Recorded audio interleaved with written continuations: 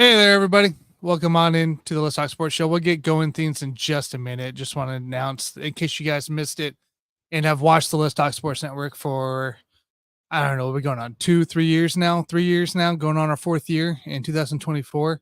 Mr. One and only Dan Dave Harris decided to retire due to health reasons. I'll post this tweet up here. Like I said, and many others have said, he's been such a supportive guy, nice guy. Anything you needed, he's right there for you. It's a guy, unfortunately that wasn't able to travel and get out in the world looking for, just want to talk sports, just want to make a friend. And I think we succeeded with that in the Let's Talk Sports Network. Wanted to announce it officially with the Let's Talk Sports world, viewers like you, who may not have seen the announcement yet. But yes, Dan Dave Harris has retired from the Let's Talk Sports Network. Doesn't mean it's over. I'll be helping run things at the moment as we move into our next state as well with that. But keep Dan in your hairs, in your prayers, in your thoughts, in your mind as he continues to fight his battle with cancer. So meanwhile, let's get the show rolling because that's what Dan would want. That's what Dan wants to do. Let's keep this thing going. Let us talk some sports and let us have some fun. That's all he wanted. Put a smile on our face. Fuck cancer. Let's get this show rolling. Make it a clean sweep. I got it Dallas 11-6. Kept it, I know they would say, oh, well, he kept the tag applied.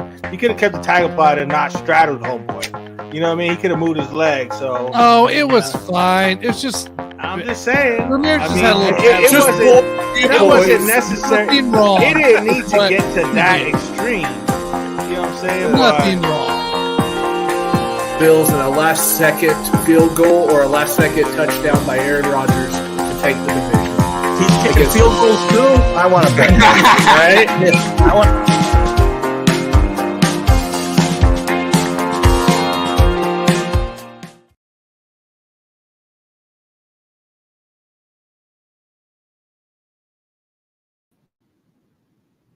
We should have done your thing first. It's playing the intro. We should have done the intro first, then you talked.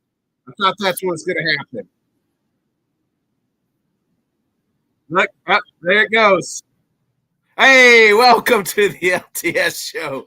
I mean, wow. You know how it is. I am your host, Nick Bodkins, as always. I don't know where to start.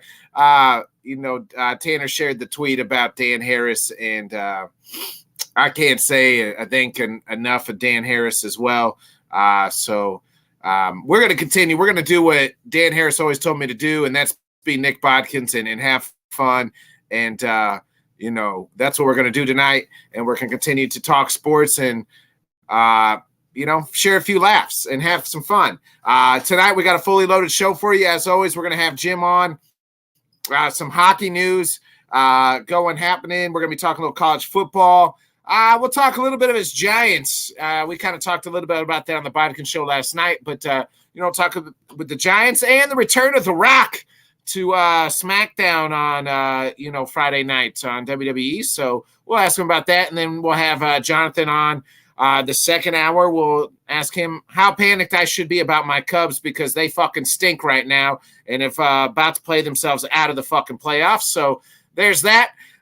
So we got a fully loaded show. Plus we got 2 Monday night games, and these 4 teams absolutely freaking stink right now. I tried to flip one game on, was like, man, this fucking game stinks. Flip the other game on, man, this game fucking stinks too. So we got 2 shit games going on at Monday Night Football, and to help us talk about it is none other than my guys, Johnny Cruz.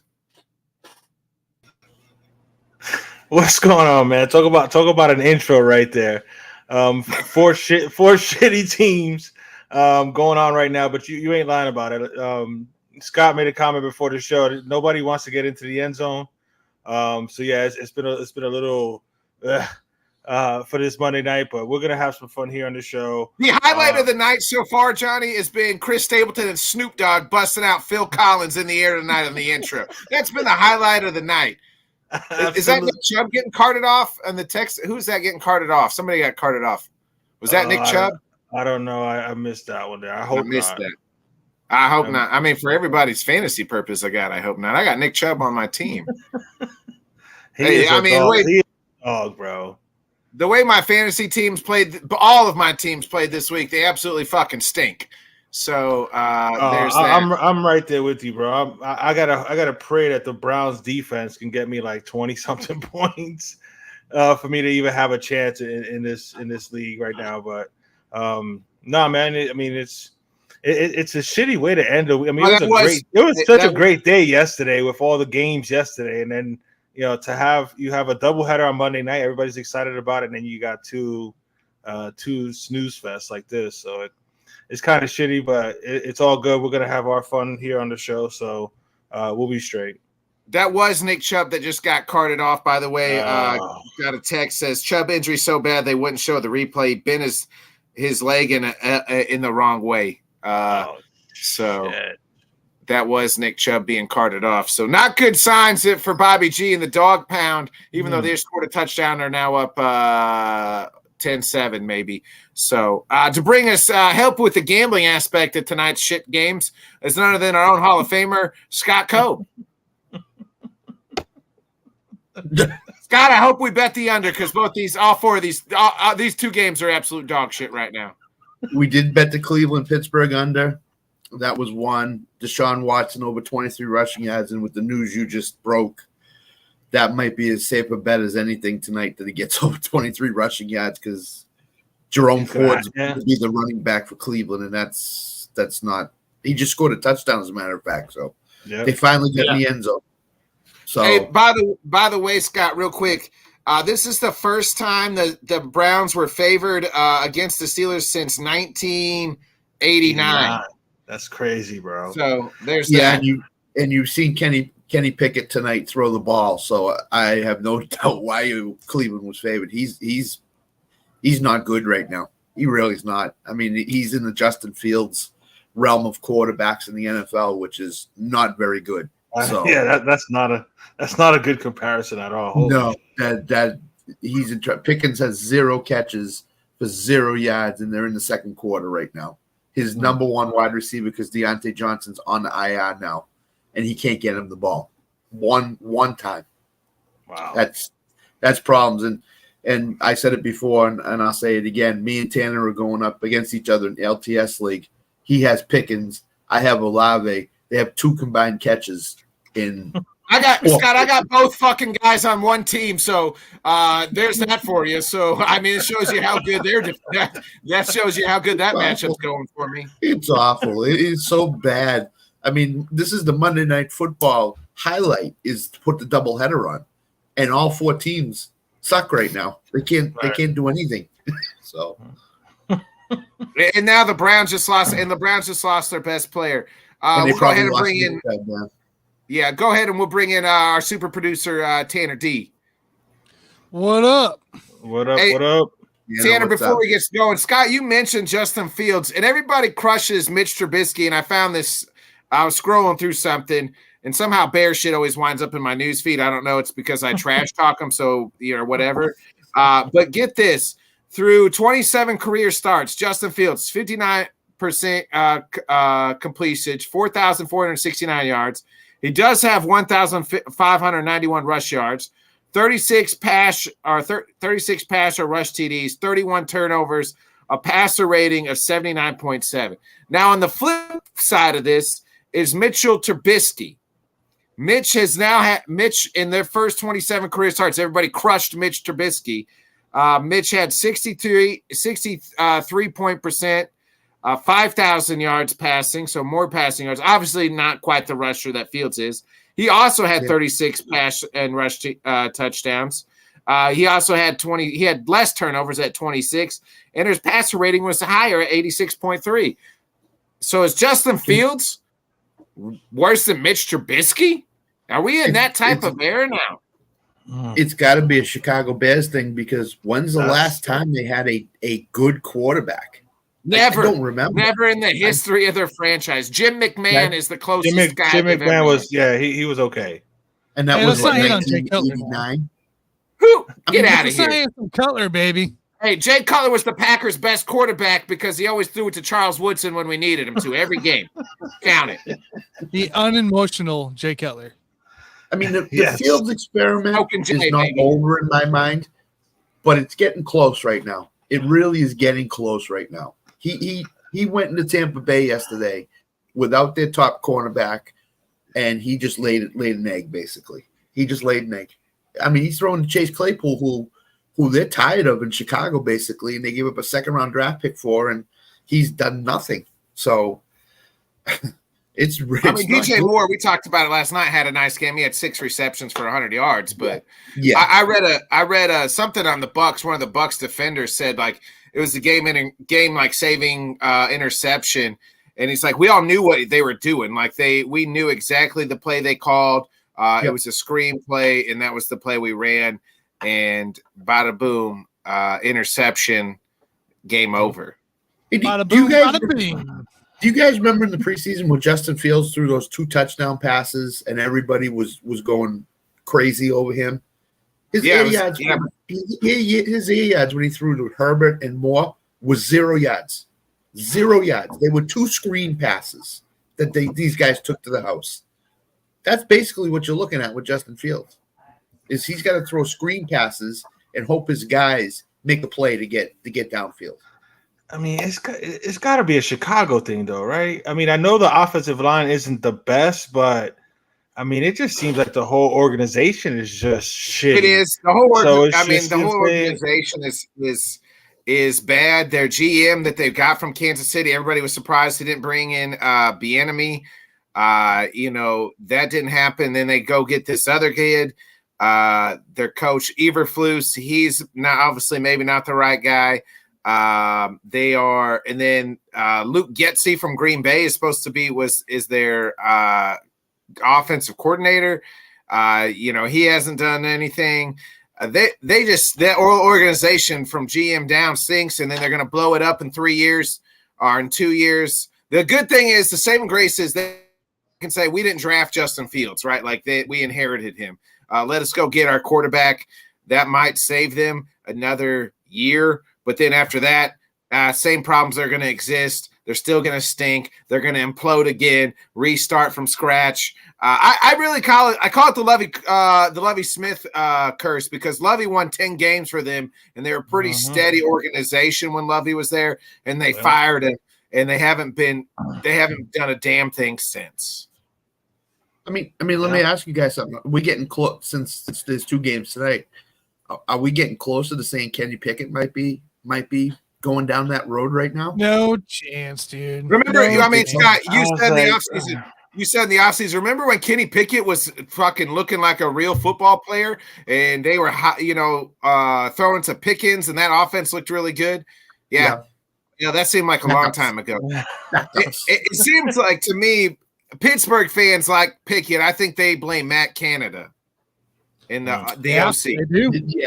Yeah, They do. And it is, a lot of it is him, because what was the coming into the season? Oh, the Steelers offense, it looks great. Do you forget they played against backups and guys that are on the street corner selling Mexican food, whatever they're doing right now? So he's coming into the season. I know this is why I tell you guys I don't give a shit about preseason, because everybody gets their fucking panties in a fucking bunch because somebody threw an 80-yard fucking strike and a dart to somebody. Oh my God, that's the next coming of fucking Brett Favre and Joe Montana. He's so good. That's a bad leg injury. Ooh. You know what? To Chubb. Yeah, he's done. He's done. Oh, yeah.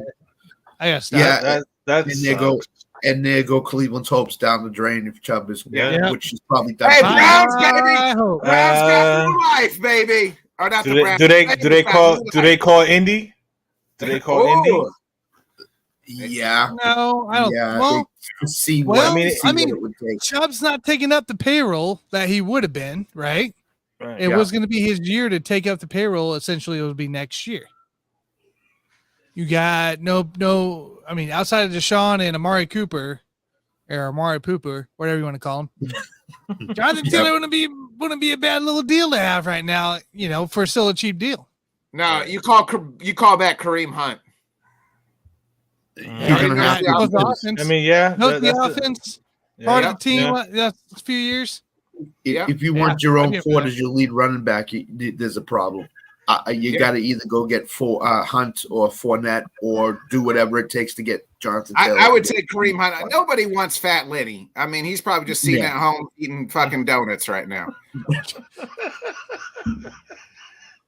What kind are they glazed? The glazed Hey. donuts? Powdered, baby. They Powdered. powdered. That way, when he does the cocaine, nobody knows if it's the donuts or the Coke. Nick is right about one thing. He came up to New England for a tryout, and they said he was about 80 pounds heavier than he was when he retired, when he left last year in Tampa Bay. Yeah, dude. And he was already 80 pounds. Unreal. He was already 80 pounds over what he needed to be last year. Well, He he's looking another like 80 Vince, pounds he looking like heavier. Vince Wilfork out there. They can line him up at D tackle. Oh man. Lenny. Poor Lenny. Lenny, that's not powdered donut thing on the field. Those are yard I'm just markers. kidding, Lenny. If you ever want to come, if you ever see this clip and you want to come on the show, there's a spot waiting for you. Absolutely. Absolutely. We'll turn the cameras off, okay? No witnesses for it. No witnesses. I'll No make sure. TikTok clips- no TikTok clips will come out of Lenny Who's on the Steve Let's Talk Hawkins? Sports Never heard Show. of the guy. Don't know what you're talking about. Hey, what happened to that yeah. post we used to have? Let's Oh, bring a I guy guess- on. Let's bring a guy on that we always leave our cameras on for. He joins us every Monday night. We talk a little hockey. We talk a little wrestling. We talk a little college football. We even talk freaking tennis with this guy. He is an absolute savant. He is a Swiss Army knife, Mr. Jim Biringer, baby. Jim! Hey, what's up, boys? Good to What's be going on, here. man? Good to be here with my Monday Night Maniacs here on a Monday night. Always a pleasure. Always a pleasure. Johnny, good to have you back. We missed you last Yes. week. Good to be back, man. Hey, it's good to be here, guys. Closing out the Monday the right way. And I just want to say this off the top. Guys know I wear my Livestrong bracelet every day. It's not because of the Lance Armstrong stuff. It's because a lot of people I know, cancer and everything. This goes out to Dan Harris, one of the best guys in the business. You know, just keep doing what you're doing, guy. Remember, it's not goodbye. It's see you soon. And strong life for him. He's done excellent work. That's why I wear it. I could give a crap about Lance Armstrong. I wear it for everybody, all the survivors, everybody that's dealing with stuff, going through and battling every day. So I just wanted to say that off the top. Amen. Well done. Amen, Jim. Jim, let's jump right into it. Let's do it. I want to ask about some hockey questions. What the hell's going on with this Mike Babcock? You related him to CM Punk. Yeah. He's allegedly getting fired. Break this all down for us outsiders. Says I don't know what the fuck is going on, but I appreciate the CM Punk reference. Is he Well, beating up people backstage? No, he's not. So here's the reference. To why I use CM Punk is because both of them have behind-the-scenes issues. CM Punk just likes to get into fights, and he's got head problems. I don't know if Mike Babcock's got mental problems. If he does, he needs to get help. But this dude, everywhere he's been, he's had problems. I mean, you go back, the stories I've heard with him and Johan Franzen, Mike Modano, he's with the Red Wings, the stuff with Mitch Marner, Toronto. That guy comes, gets a second, third chance in Columbus, and all eyes are going to be on this guy. And what does he do? He's asking players to go over their phones, looking through pictures, seeing what kind of people they are. Like, this is not okay. Okay? Not okay. Zero chance of being okay. Hey, if I was a player and I knew that was happening, Jim, I am loading every dick pic I have for Right. all over my camera. Every dick pic. I mean, that's all. I would have 1,000 dick pics in my photo in my camera. But here's the problem. Like, that's just all you see. It's just my cock. Just me and my Babcock looking at my cock. Here's the problem for me, right? So here's the thing. Like, look, I know there's a get to know you process, and if you want to ask your players, really know each other real well. He's gonna look at the back exactly of my real well, because you're gonna know a lot of things. But here's the thing: he knows what players he can do this to, and he knows what players he can't do this to, right? And when it first came out, it's like okay, And then the Babcock and Jenner and Goudreau said, no, it's just been taken out the wrong way. And then so the NHLPA gets involved, Marty Walsh, the new executive director, and give credit to this guy because he's, first year on the job, and this is a big reason why he got hired, to take care of business with the players. If there's issues, you come in. They started digging deeper, and they found out that outside a team facility, this guy's going several minutes through a dude's phone. If you want to get to know you, hey, what'd you do this summer, this and that, show me what you did. Okay, that should take less than two truths and a lie to get to know each other, not look through people's phones. Right, but again, you say, like, for me, like, okay, hey, you know what? Hey, you got married or whatever. Can I see a pic? Fine, whatever. That should take all of 1 second, not the dude scrolling through the phone to see what kind of character person you are. That's him playing mind games. He knows what players he can do that to, and the younger players probably, again, today's player is different than the other generation's player. And what he did to Johan Franzen in 2010 during the playoffs, getting in this guy's ear, benching him, doing what he did to Chelios, like all that stuff. This guy's just got a power-hungry trip, and he's just up here. He's just got some problems. And good on Columbus for addressing it. Good on Marty Walsh for addressing it, because there was no other way for this to end. He was either going to get fired or he had to resign. He ends up resigning. And again, controversy. Punk, controversial figure, polarizing figure. Yeah. Mike Babcock, the same thing. More stories about Babcock than Punk, but the thing is people are talking about AEW the way they're talking about Punk, backstage issues, this guy's a cancer. Mike Babcock, the same thing, organizational cancer. I hate using that word, but that's what they do. I hate that phrase, but that's what it is. Look, this is what happened, and now he's gone. The PA took their investigation. They dug deep. They went even back further than just the Blue Jackets. They went to former players, and you heard the players going after him. Now, was it part of a witch hunt to get him out of there because guys just didn't want him around? Maybe. But you know what? They took it seriously enough to say, hey, NHL, this guy's got to go. And now he's out. Pascal Vincent comes in, and I think this is going to bond the team together because you got a players coach there. And this guy's out of the league, and he's never going to coach again. What's he looking for, Jim? What is he looking for in the phones? Is it just any kind of drama that he can bring stir character stuff? Like, say, I don't know, guys partying too late, showing they don't have work ethic. Social media.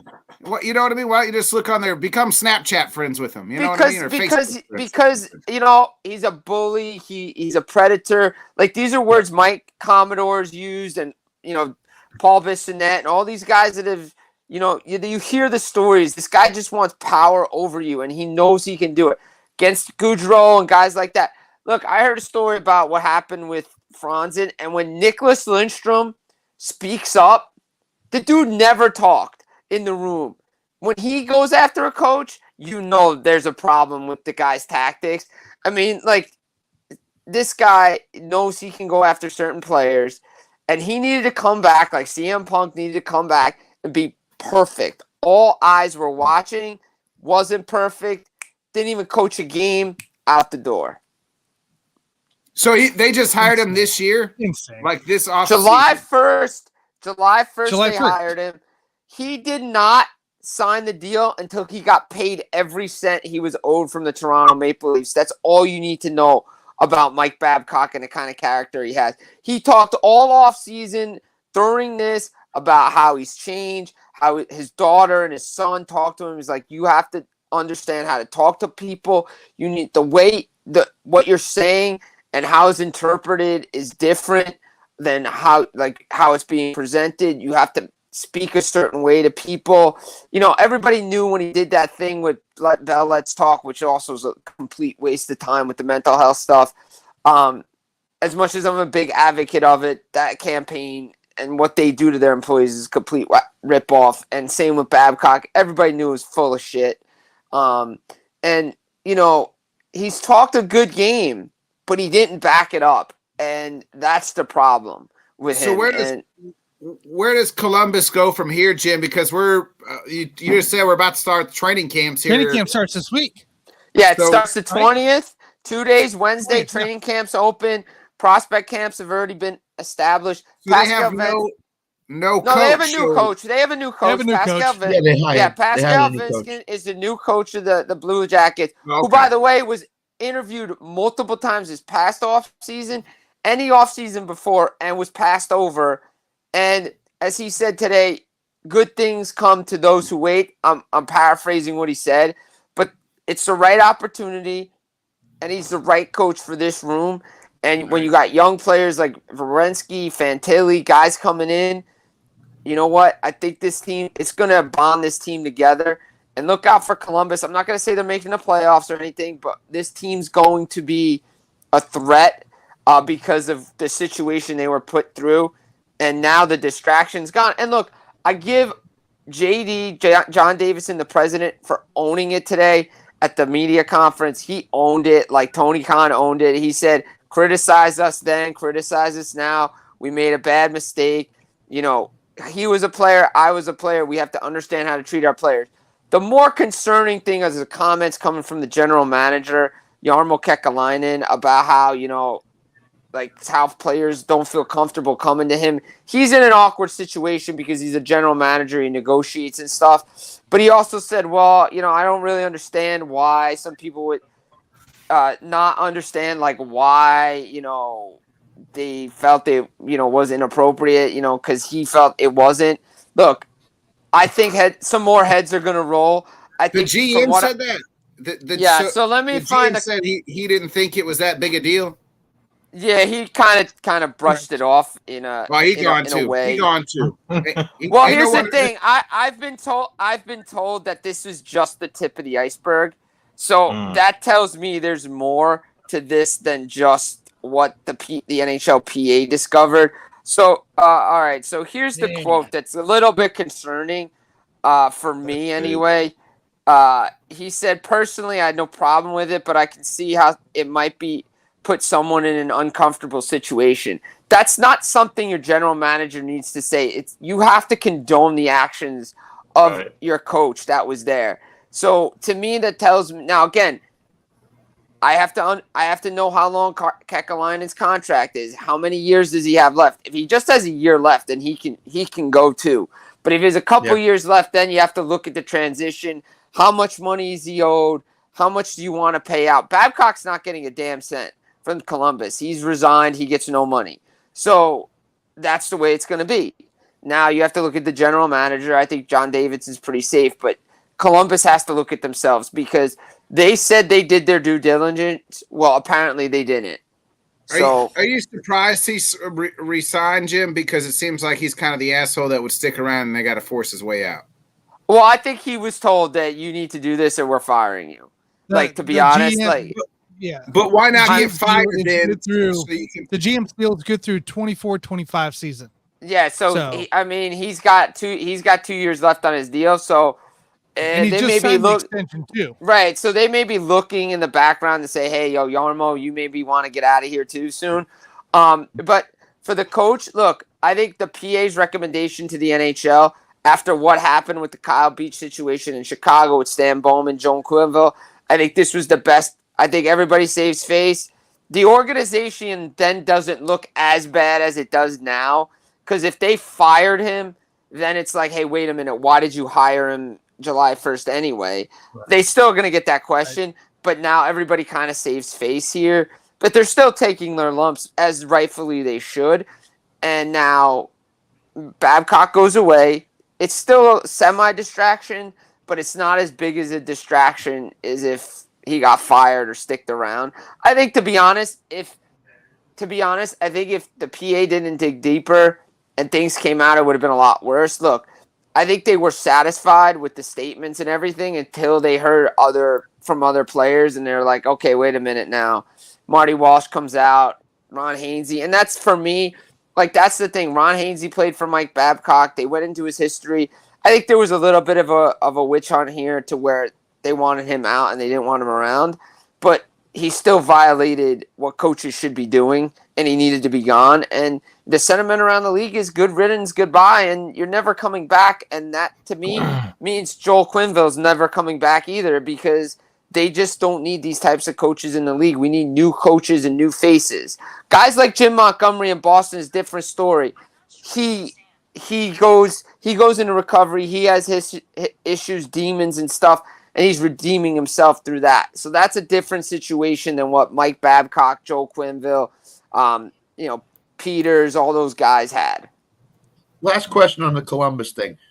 What did Columbus think they had in Babcock? What were they looking for that Babcock sort of fulfilled in, their search for a coach, and they hired him?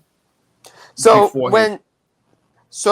when John Tortorella was there, they had that structure, that they played that certain style, and then they went away from it. I think they were trying to recapture magic with Mike Babcock, similar to what they had with Tortorella, play that structure game, maybe surprise some people, and just have that strong voice in the room instead of going with like Pascal Vincent. And I think they should have gone with Vincent in the first place because I think he was ready to coach, and you heard nothing but good things about this guy.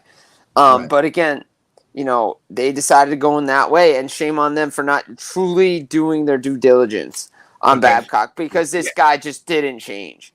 Again, if I knew that was going around, I would find this guy's like ex-wife, wife, daughter, and I would just make some videos and pictures of us, and then that way when he opens it up, it'd be like, oh shit, you didn't see something. I don't know what the hell's going down with this. What's going down? With this happening so close to training camp, right, beginning this week and everything. Yeah. What does this do for? Let's say you're out there trying to bet out Columbus right now, because their total points over under is 75.5, and I believe last year they were like near last. It was like 58, 59 they finished with. Like, what are you looking here from a betting perspective into things? Because I'm always interested in that for Columbus and this big deal going on. Well, if you're looking at Columbus as a betting, if you're looking at point totals, I'd still probably take the under at 75, just because Pascal Vincent's good. Let's see if it rallies this team. I think they're going to steal more points than people think. They're going to be a good team, good defensive team.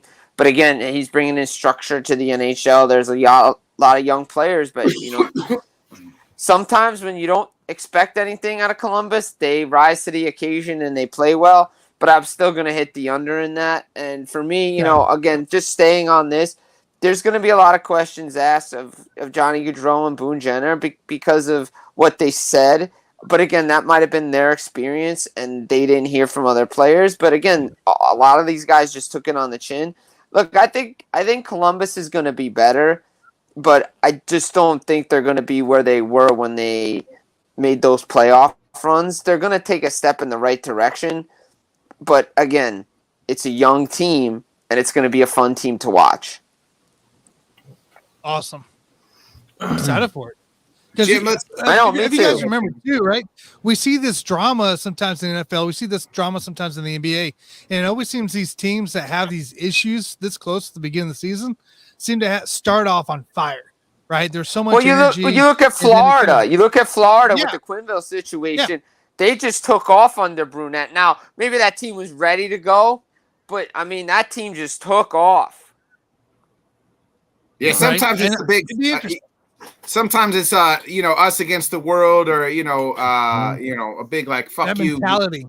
Yeah, exactly. You kind of need that, right? Certain teams kind of need that. Like New Jersey had that years back. They kind of still have it. I think Vegas, to be honest, when I talked with some people in Vegas, I always brought it up as it'd be like, hey, kind of Vegas kind of had that Vegas versus the world mentality during the playoffs. They're like, yeah, I could see that. And then you talk to some players, they're like, yeah, we kind of flew under the radar. Nobody was really talking about us. We kind of took it personally, and we proved wrong and won a Stanley Cup. So, that kind of stuff, that bulletin board kind of stuff, kind of works. Look, it's great that hockey's back, and of course, this is what you have to start with for Columbus. You're not talking about the young players, and hopefully we have to talk about them on the ice, because they got a lot of young guys. And of course, Adam Fantilli, the hat trick over the weekend, prospect tournament. Connor Bedard, too. Look, Connor Bedard, this guy will accelerate. He's the real deal, that. Man. Dude, he is the real deal. And let me tell you something, that 10-year real build might be accelerated by about 3 years in Chicago because of him. This kid is on fire. I can't wait to watch him live. This kid is ridiculous. They're so good. Generational talent. Him and Fantilli are going to battle all year for Calder. Those are my two favorites for Rookie of the Year. I just think those two kids are going to be unbelievable this year. So they got Connor Bedard. I believe this is a Calder Trophy winner. Is that correct? Yeah. Did I do that right? Yeah. Perfect. So you got Bedard at -120 right now, opened at +110, and Hughes for New Jersey at plus. Yeah, Luke Hughes is up there. Yeah, Luke Hughes is up there as well. Because I guess Columbus isn't sure about Fantilli, but he's going to be there. I just like what Fantilli brings. Yeah, you know what we have to do, Nick, Scott, and Johnny, next week? Next week, we got to go through our NHL predictions with the betting lines and all that stuff, man. We got to hit this one. Yeah, I'll tell you this Jim right now. Preview of next week. Everybody already knows. I've put some podcasts out about this. I'll tell you right now, Vegas odds to repeat should be higher. The Golden Knights should be a lot higher. In fact, they should be number one to repeat. Where they are is shameful. It's a disrespect, and it's a slap in the face to the Stanley Cup champions. Because I will put Vegas ahead of any of those teams, including Toronto and Colorado. I think Vegas is a team that could repeat this year. Okay, so we're making the bet now. Vegas to win the Stanley Cup. Because their odds are only going to go up as the season. Their odds are only going to go up. If you lock them in now, the value is so good for Vegas right now that if you lock it in now, you will win if they repeat. I swear, I've talked to guys in the business. They're like, I don't understand why that line is so low. But everybody loves Edmonton. Everybody loves Toronto. Like, Carolina's always up there. I'm like, yeah, but they haven't won. But it seemed like every year the Stanley Cup champion won. The next year they were the first team. Like, they were always at the top. So, and you just mentioned about bulletin board material too. You know what I'm saying? You got a talented team that just won a title, and now they're already getting disrespected. Right, exactly. They're already getting disrespected. All this Vegas team does is make history. Like, the owner comes out not even before this franchise even takes the ice. He's like, cup in 6, playoffs in 3, and they make playoffs and final in the first year. Yeah, I could see the Golden Knights repeat. I really can. I just like this team. Yes, I know goaltending. Everybody's like, Aiden Hill, can he do it again? Look, with that defense ain't going anywhere. Big, physical, just get there. I like the Golden Knights. I'll take the Golden Knights right now. Next week, guys, come with your questions, come with your futures, with the bets as well, and we're going to go over this with Jim. All right. I just looked it up. They're the 6th favorite to win the cup. They are. Why? Why? Colorado's favored. How? Why? There's no point in Colorado being favored. That's wild, man. And it's not like one or two teams. 5 teams ahead of them. Right, that's what I'm saying, crazy, bro. Like, that's what I'm saying. Like, I don't get it. Like, I would say, okay, if it was Colorado and Vegas, all right, fine, whatever. All right, fine. Everybody loves Colorado. Right. It's a sexy pick. Look, Georgiev played well last year. They still don't have a second-line center. Yes, I hear the talk, Landeskog back to the playoffs. He ain't playing this year. No way. And if he does, he ain't going to be the player he was. That won't be until next year if he plays again. And Makar, you have all these guys, Johansson, you're betting on all this stuff. Their defense is good. Defense isn't as good as Vegas, not when it comes into the playoffs.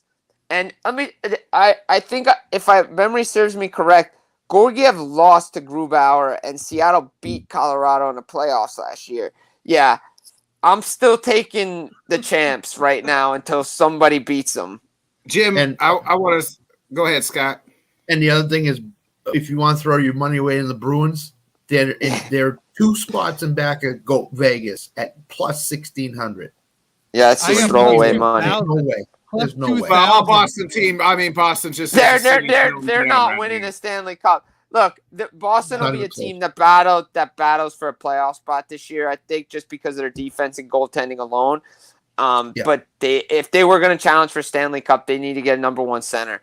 If they landed Mark Scheifele, I think they would be in contention to win a cup. But I think it's going to be. I think it's going to be a first round exit again for Boston this year. I think they can get there. Yeah. But again, it's going to come down to their center position and the goaltending and defense. They have it. Right. That's what's going to be the saving grace for Boston is their goaltending and their defense. Yeah. Correct. Agreed. Correct. Agreed. It's what's going to be. Agreed. Jim, let's switch to some professional football. The Giants, for 6 quarters of the year, have looked awful. They finally found the end zone and beat the Thanks for lowly joining us, Cardinals Jim. yesterday. Your thoughts? And now Saquon's probably out at least 3 weeks, possibly. The Giants Actually, are saying I heard 4. I heard 3 to 4. Yeah. Four. So, As a Saquon owner, it's 4. all It's things 4. not well in It's Giant 4 land. weeks.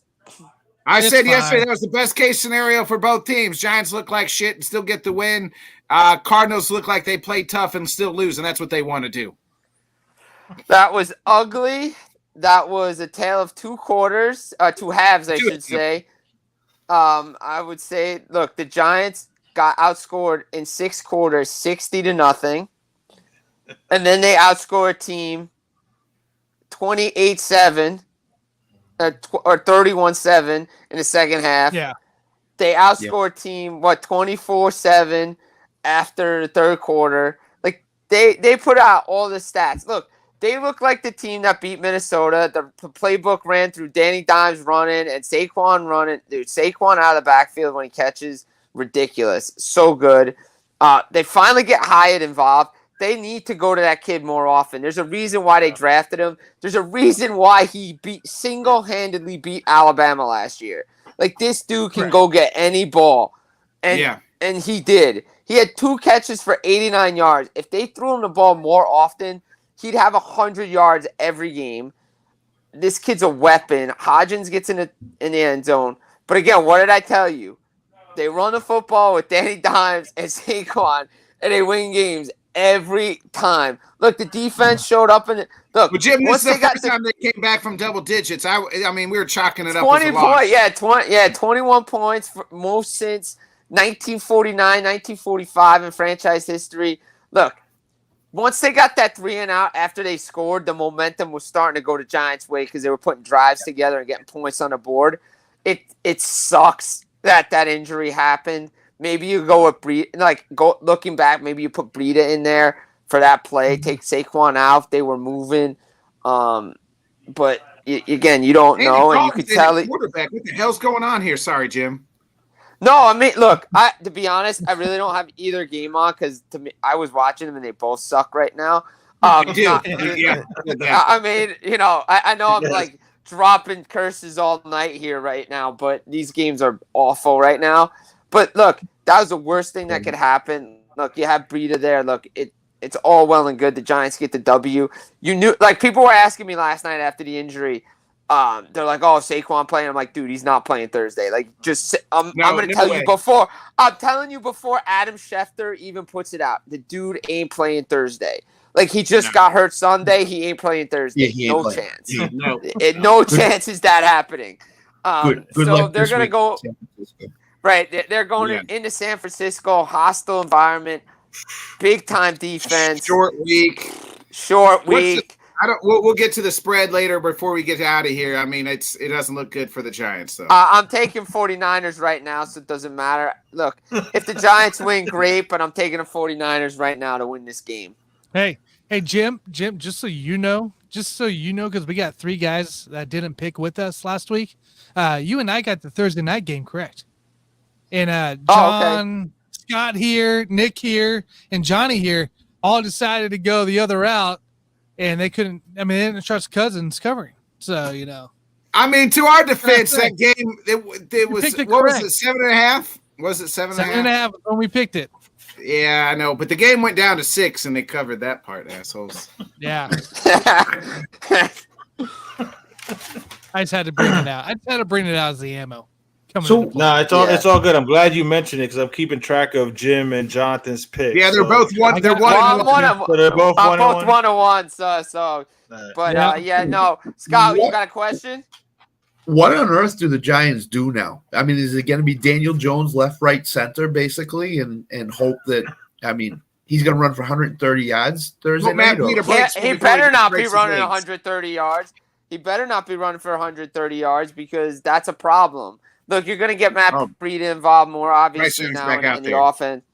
So, and then, Holy obviously, like shit, I said, you Luke go to Shelton. you got to go to Hyatt, Hodgins, Slayton. You got to start throwing the football. Like, you have to start doing something different. I know running the football and doing all these things, but look, and you saw Saquon on the bench when he got hurt. He's like, you knew it because there was a reason why he held out for money and held out for a contract this summer. This was the exact reason why. I mean, look at tonight. Nick Chubb probably gone for the season now. Oh, he's done for the close to season. He ain't even coming. He ain't coming back. Done for the year. Yeah, so He That looked was like ugly. Dak Prescott type injury almost. yeah, this is the running back position as we know it now. Is that not That pretty. sucks too, get your man. money It's not now pretty. because one play and you could be done for a season or a career as a running back. Yeah, exactly. Look, so I don't know. Look, the Giants are going to be in tough, short week. You gotta hope that you keep it close, and maybe you can get in field goal range and win and sneak one out. But San Francisco, to me, is put Dallas and San Francisco as the two best teams right now in the NFC. And I think Dallas is probably the best team in the NFC. Yeah. And that defense is ridiculous. Micah Parsons, just give him the defensive player of the year. Just give him give him the award right now and maybe give him MVP. Because this dude is a monster. Yes, yes. So guys, what Jim is basically saying is put the mortgage on San Francisco this week over the Giants. Yeah, I'm not saying the full mortgage, but most of it.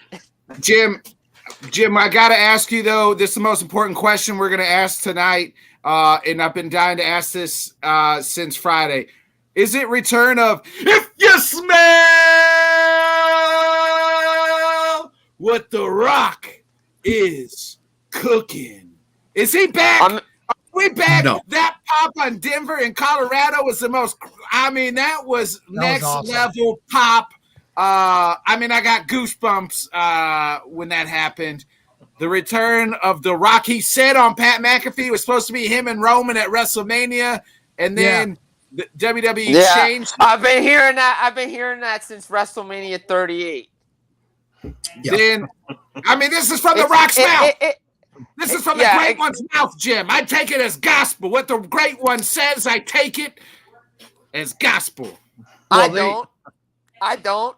Because The Rock will do it when The Rock wants to do it, and the time to do it was WrestleMania 39 in Hollywood. And you know why it didn't happen? Insurance companies, and he's a Hollywood star, and he got hurt the last couple times in the ring, and he's delayed a movie. About that as well. But right now, Jim, is the perfect time because there's a writer's strike. Yep. He's not It is the perfect baby. time. But guess what? He's not in. He ain't in ring shape. He ain't in wrestling shape. He's got to go. He's got to go back in the ring. Stop doing the weights in the weight room and get in cardio wrestling shape to do this. But it's also I will quote Dave LaGreca. This is a slap in the face to Cody. It's disrespectful to Cody because, and I'll preach it again like I did after WrestleMania. This is why the title should have been on Cody in the first place after WrestleMania 39. Because The Rock and Roman don't need no belt. Like Cena and Rock 2 at WrestleMania 29 didn't need the title. Cena could have just got his win back, whatever, and could have had Punk Undertaker at WrestleMania for the belt. Would have been fine. Yeah, I've read this scenario. And Roman's going to have to work a little double time. But here, what if you do Cody Roman night one, or you can do Rock Roman night one. Winner takes on Cody Rhodes night two. Rock loses, puts Roman over. Cody wins, title over. Finish the story, finish the bloodline, all in 2 nights. Thank you. But The Rock said, but if you take what he said, as gospel, he's like, well, we want to start. It's going to be the start of something. Look. The plans were in place last year, and The Rock backed out in January, and they changed everything. He could have done it at WrestleMania 38, could have done it last year, could do it at WrestleMania. Look, he does have time, right? Cena's back. He's got time. He got nothing better to do being on TV. But again, look, outside of the fact now, College Game Day, Big Noon Kickoff, ESPN, all these shows were out in Boulder for prime time. That's So exactly The Rock was what it out was. there. The Rock was out there anyway. That's why McAfee was on the show, and that's why The Rock was there. Because if it was part of the storyline, this is how I would have wrote it. If he was really coming back, he should have been on the final segment when the Bloodline was out there to save John Cena, not at the beginning. Yeah, I agree. That would have been even crazier. But we got to get The Rock's catchphrase in. Look, we got to hear what this people. Look, we got to hear all that. We got to go down Nostalgia Boulevard, Jim. I got to have it. Look, that pop was awesome. That was ridiculous. Like Austin coming back. Anytime the glass shatters, the place goes nuts, man. If hearing that, great stuff. I will believe it. I will believe it when I see it. This is what I keep telling people. I will believe it when I see it. Here's the thing. When a secret's kept like The Rock coming back, that's when the place explodes. Nobody knew he was coming back. The only person that knew was Pat McAfee. And if you follow Sean Ross Sapp, he said that somebody at Pat McAfee show told him that they were coming to SmackDown that night, but he couldn't get it confirmed. Right. By the way, is Pat officially back in the WWE? No, never left? No, he was just there because everybody was out. Everybody was there for prom day, for prime time. Yeah, they were there for Prime's game on Saturday night. Rock got interviewed by McAfee Friday morning. They both got in the car, drove to SmackDown, and that's how the whole thing happened. I think McAfee set it up probably a week before, and they called The Rock and say, "Hey, you're going to be in Boulder. Do you want to come and do something with Theory?" I don't even know. The way Pat explained it on his show from a little bit today was like, that thing was like, it got put together in like an hour's time, pretty much. Oh, it did. Okay. Yeah, like, hey, we got, hey, you guys are there. We're here. We'll come there. We'll do this thing. And like they got there like 30 minutes before like the show. Pat comes out. I'm like, anytime Pat comes out, I'm already going crazy. I miss him on commentary. I think he's one of the best. He is. He's so good on commentary. Yeah. Me and Michael Cole are both like, Pat's here. That's me and Michael Cole together on TV. And then I'm just happy. And then when the Rock's music hit, I was a 13-year-old Nick Bodkins living in my parents' house again, just doing rock bottoms and everything else, going ape shit. So it was cool. Great pop, great reaction, great moment, great stuff with The Rock, the people's elbow. It probably is a one-off, Jim, and I agree with you, but the 13-year-old boy in my heart still wants him to. It would be great to have The Rock back full time. And during this and all this stuff, it would be awesome. I just don't see it happening. I think the longer this gets dragged out, the less likely it's going to happen. And as I've been told, it always comes down if The Rock can do it. The big thing is if he's going to do it, he can't plan anything right away in case of injury. He has to put his schedule aside and say, hey, if I'm doing it, I'm taking a year off from making movies. Yeah, right now, like I said, he ain't got shit going on. Let me throw this out here, right? Let's say The Rock. Let's say The Rock returns for a little bit. Any chance, since Cena's back, we get this Hollywood duo tag team coming into play? That would be awesome.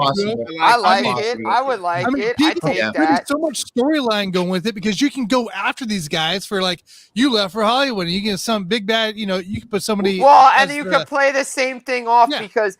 All three guys cut the same exact promo on each other. Cena cut the promo on The Rock for being a part-timer. Roman cut the promo on Cena for being a part-timer. And now Roman's a part-timer, and he's off in Hollywood too. So all three guys are in the same position. And here's the thing. Like, look, he did come back full-time, there'd be so many ways you could do this thing. Like, if Cena and Rock could actually work together, Rock gonna turn, like all this kind of stuff. Imagine him come back as Hollywood Rock because we really need more of that. Like Hollywood heel Rock was great. Like that Yeah. was that He was can't be a heel awesome. now. No, like it's just No, not. I know, but it was so good. But it's So so let me- good. And Jim, let me ask you. Reigns is now off of TV.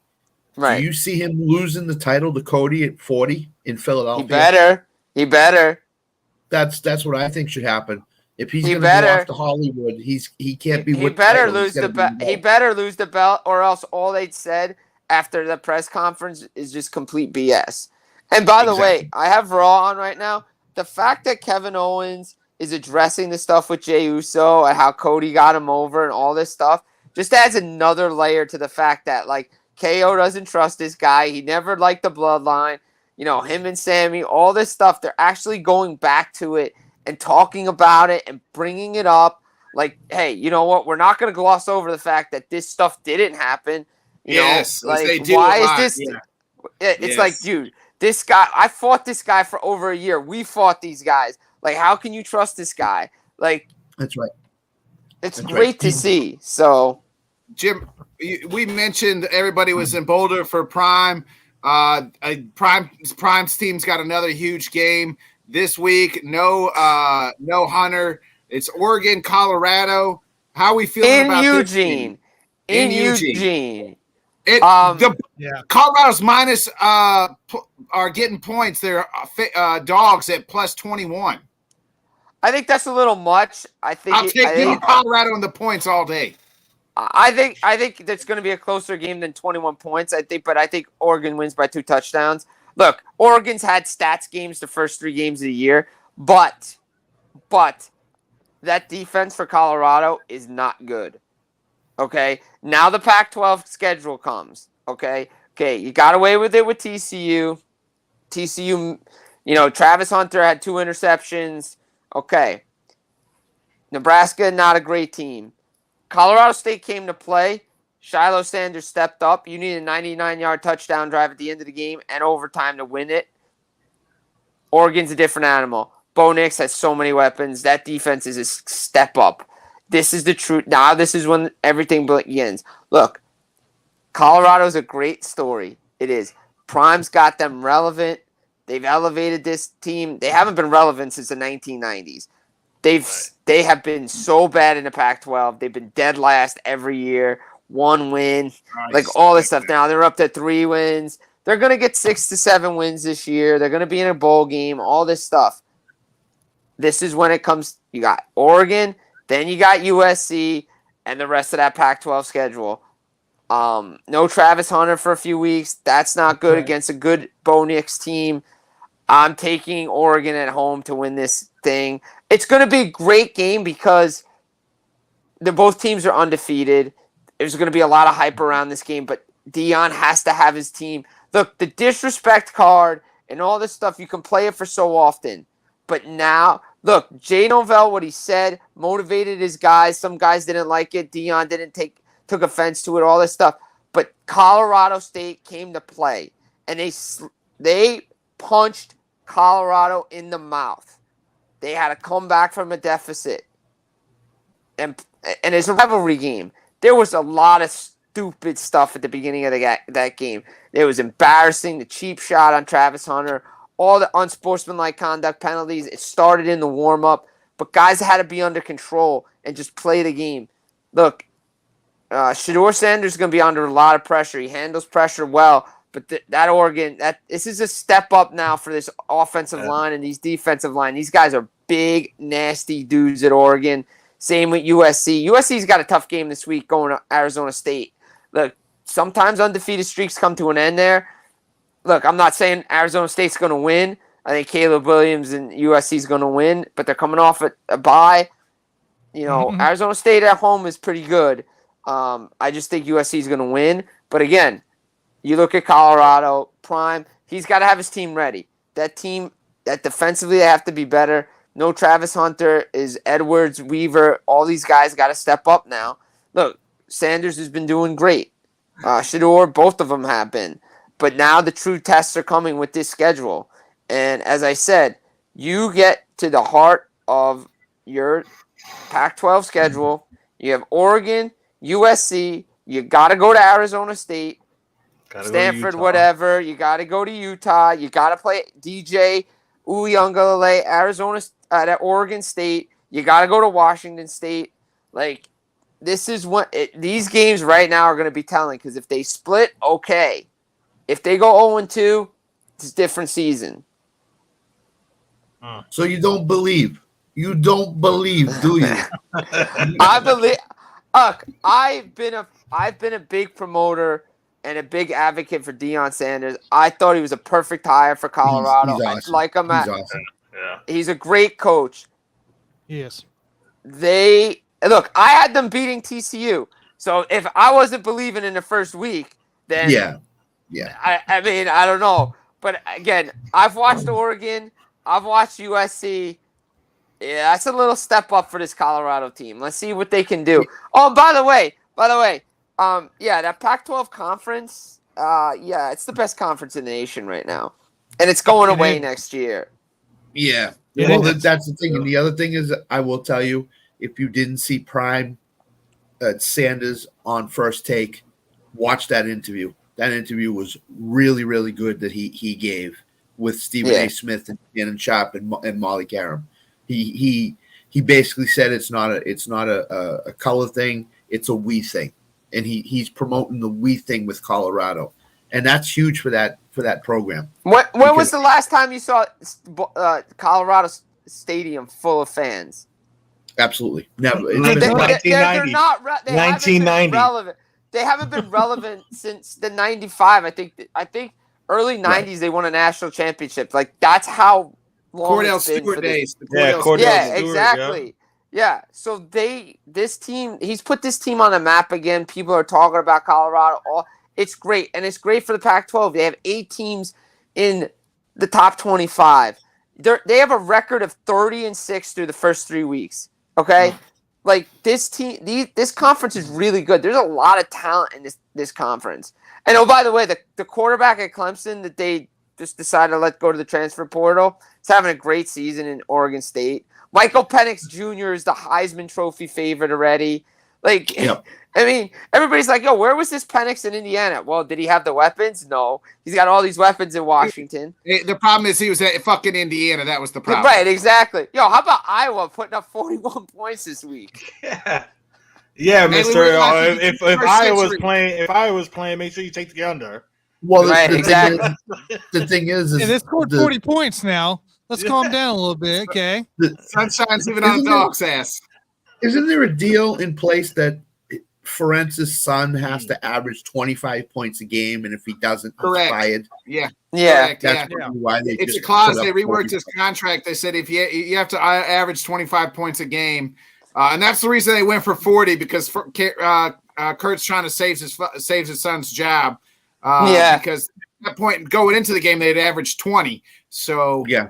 So now they're up. They're up a couple percent. Look, this week. Look, last week's schedule wasn't the greatest. There were a lot of good games, and there were some upsets. Missouri, no college kicker situation. MIZ, baby. What a ZOU. What a game, man. dude. What a game. That's what That happens was when great. Kansas comes. Any Kansas school comes to Missouri, baby. We beat them That's down. Not Kansas. Get your schools right. I know. I said First any off. school from the state of Kansas, Shut whether up. it's the Look, Kansas Say you beat Jayhawks them. or the Kansas Say you State beat Wild. them. A lot of the top teams struggled early, and they found a way. Tennessee just can't win in the swamp. They just can't. They just got blown out, and that win for Utah looks a lot better. But Alabama's got Holy problems moly. at quarterback. Their defense is not good. Issues. Look, Jalen Milroe is going to be the starter going forward. He has to be. And I look, agree. they got to figure out this offense. Ridley Williams is a great running back. They always have great running backs. But they got to figure it out because I'm going to tell you right now, upset alert in Tuscaloosa. Ole Miss goes in there. Alabama's out of the top 25. And that'd be the first time in the Saban era they'd be out of the top 25. That's a 7-point favorite, too. Right. And look at this. First time since 2015 they've been out of the top 10 in the AP top 25. So look out for Ole Miss. They got some players. They got a good team. Watch out. Lane Kiffin go in there and them boys they're going to do some damage. So You think Ole Miss is a challenger for Georgia in the championship game in the SEC? that they got to get there first. If they Alabama and get, Well, they I got to think beat Alabama and LSU. LSU to me is the best team in the SEC right now. Right now, I think is the best. Yeah. Despite their that's blowout defeat to Florida State, they've Florida looked State, the yeah. best. Georgia has not looked good. They got to get it together offensively. But again, they Tanner's play chiming nobody. Tanner's What do you guys chiming say? in What do you already. want? What do you want to say, Tanner? Get the cigar outs, John. Just get the cigar out already. while Yeah, you're backstage, man. Jonathan Grishman's You already in popped the chat. champagne. Get the cigar out, man. Hey, I was gonna ask you one other game that we haven't mentioned yet. Florida State with that struggle against Boston College, kind of unreal there. You guys, Clemson at home this week. It's going to determine who wins the ACC. For Clemson, right? This is a big game for Clemson. They're starting to put it together. Florida State was up big against Boston College and let them come in, and they struggled. They were. I don't know. They got to get it together. Look, this is going to determine who wins the ACC, right? Look, this is a big. Is it still Clemson's ACC or is it Florida State's ACC? This is what we're going to find out this Saturday. I got this game circled. This is going to be one of the games I'm watching. I cannot wait. Look, it's hard to go into Death Valley and win. Few teams have done it. Notre Dame's been one of those teams to do it. Yeah. I think Florida State can win, but Dabo's going to have his guys ready. And if the Florida State team that showed up against LSU shows up in Clemson, this is going to be a blowout. Yeah. If it's the Florida State that showed up at Boston College, they ain't going to win. Clemson's a good team. I think it's neither's a division to win, conference to win. I think it's Duke's right now. So Duke looks again. Duke looks good. They beat they beat another powerhouse, not powerhouse, but a Power 5 team in Northwestern. One of those the big Power 5 schools. But they're doing well. And look out, the Duke Blue Devils. They're not just a basketball program anymore. Maybe they're a football program too. Yeah. I will say this with not much of a Florida basketball State. program right now. Since Coach K left. I will say this KU's with Florida undefeated. State. Duke's undefeated. I think North Carolina's still undefeated. What is this? North Carolina. Look, it's they March. showed up this They haven't week, looked good. but their defense still needs work. Yeah. I will say this. By the way, there's a segment on College Football Final called "That's a Dollar." Dollars are going to be handed out to Geno Smith for yesterday for interrupting the ref talking to America. Just saying. Yeah. I'm talking to America here. We're talking to America. I'm talking to America here. Yeah, that was great. That was That's great. awesome. Look, before I'm going to let you guys in this. For me, obviously, Colorado, Oregon is going to be a game for me to watch. Ole Miss, Alabama, UCLA, Utah is going to be fun to watch as well. Yes. Sneaky, a good game will be Oregon State, Washington State. Obviously later on, 7:30, Ohio State, Notre Dame is going to be fun. And Iowa traveling to Penn State. That'll be a good game. Correct. And Penn State, who a lot of hype has it's gonna be a gone fun to, Saturday. looking for a big statement win against Iowa. So Look, the big statement win. James Franklin's probably got the best defense he's had since being at Penn State. They got a lot of good players. Offensively, they finally got a quarterback. This could be a tough test for Iowa going into Happy Valley. Probably whiteout conditions in Happy Valley. So that's going to be a tough game. Penn State, look, if they could play like this, keep playing like this, they're going to make Ohio State's and Michigan's life miserable in the Big Ten East, and one of those three teams could head to Indianapolis. Look, Ohio State looked a lot better this week. They finally get it together. We'll see what Michigan should beat up on Rutgers, but again, you never know. Rutgers gave them a game for 3 quarters in Michigan one year, and then Michigan blew the doors off. So you never know. You never know with these games. I will say this, Tanner. Duke's playing the defending national champion in UConn, so good luck to Duke this week. I know UConn's got a 21 great point week. favorite. Blah. Give me that plus 21 all day. Absolutely. And Jim, Mississippi plus 7. I'm taking that too. Jim, we appreciate you joining us every Monday. As always, we'll catch you next week. Appreciate you. Have a good rest of the week, brother. Wait a minute. Always Do we want to get his pick? He taking San Francisco, right? Yeah, he's What's got the spread? San Francisco. I got San Francisco. Just San whatever Francisco plus the 28 points. Well, what's the spread? It's, I ain't got there. Let me get it. I got it. Just take a second here. The gotta be like at spread least for 8 the or 9. Niners. 10.5. Who is it? It's Niners Giants. 10.5. 10.5. Oh, Yeah, I'm on the wrong 10.5. Yeah, I'm taking San 9, Francisco. I'm taking San Francisco. Yeah, 100%. 9.5. It's 9.5. Oh, it's not. What is it? 9.5. I see 10.5 on draft. Hang on. I'll get the official. I got one that 10. we're doing. I got It 10 is and a half. 10.5. 10.5. I'm not saying it doesn't matter. Niners. Yeah, We're going Niners. 10.5. 10.5 is a lot, man. That's a lot. No Yeah, Saquon, but you know what? No Even no Saquon. Saquon. That offensive line against that defense. It's gonna be a long day. It's gonna be a long day. All right. Thursday Night Football. Hey, Yeah. well, we appreciate you joining us, Jim. We'll catch you next Monday. Appreciate it, brother. Always a Be safe, pleasure man. here. Monday night with the Maniacs. Johnny, welcome back. Sam, Yeah. well, you know, I guess you're not getting your LA Night thing tonight. So sorry you ain't here. Sam locked himself in the basement by accident. So He's in the basement. Well, Yeah. that's too bad for him. But guys, always a He pleasure slipped on being the here. lotion. He slipped on the lotion and fell down by himself. He fell down, hurt his backs. Oh boy, not a good thing. But guys, always a pleasure here on a Monday, wrapping things up the Always. right way, talking everything with you guys. Hockey season around the corner. It's going to be fun. Can't Yeah. wait. And guys, enjoy the rest of your show. Enjoy the rest of your evening. Enjoy the rest of your week.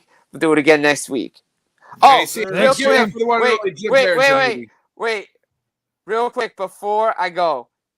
Tomorrow, Rod Peterson show, 1:35. Yours truly will be on. So check it out. YouTube, Game Plus Network.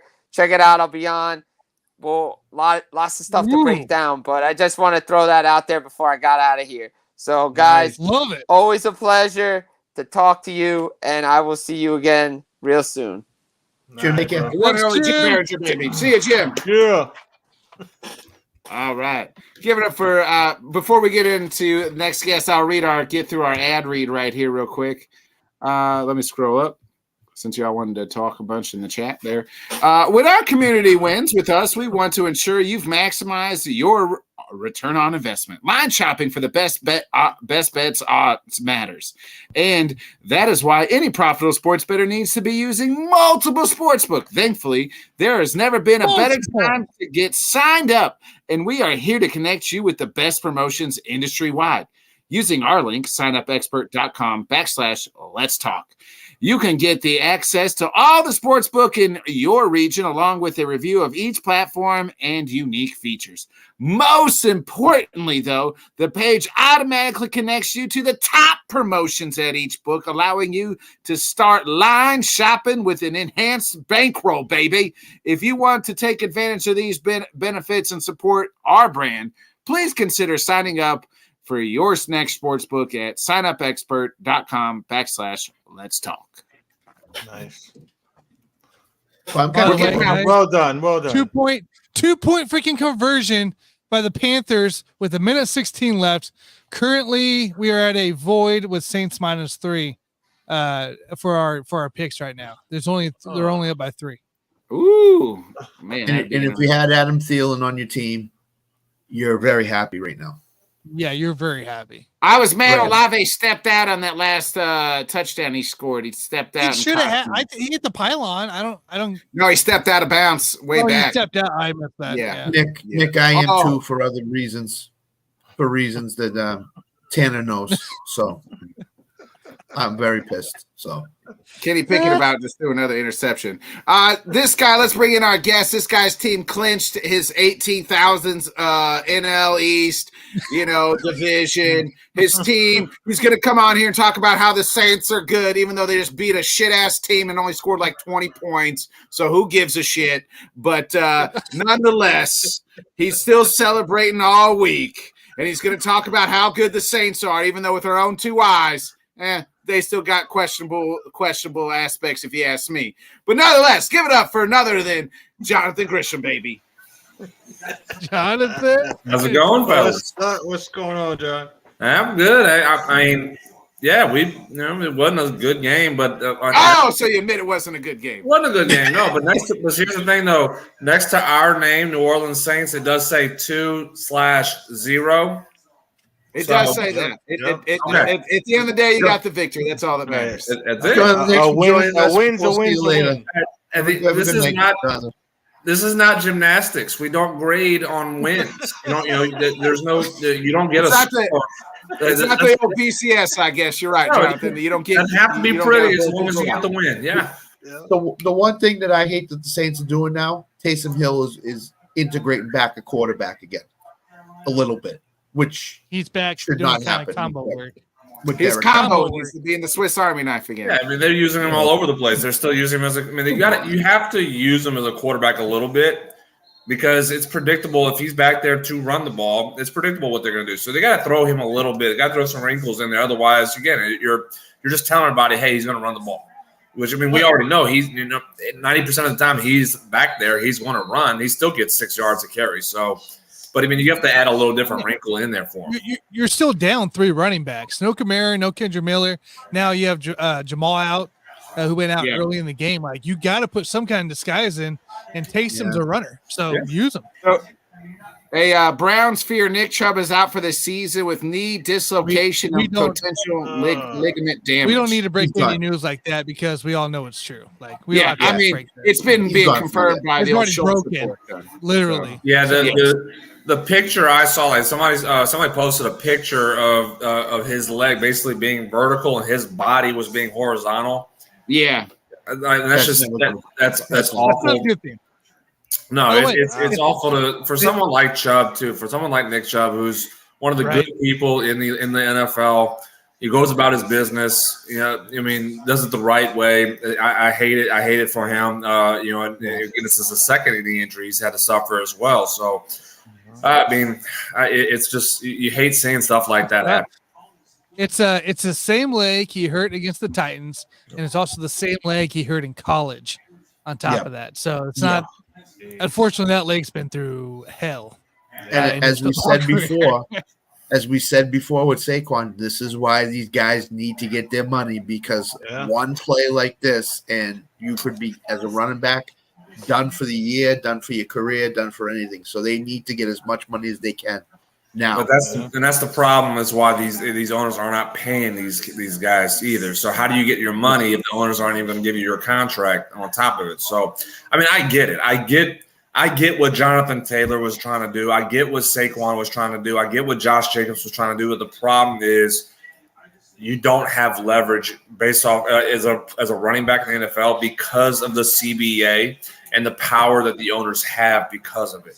There's not that's why Saquon did what he did and just went ahead and signed the 1-year contract. Josh Jacobs folded in his as well because they know and Nick Chubb's the one who actually said it in the running back meeting that they had. Yeah. Guys, we can't do anything about this. What do you want to make?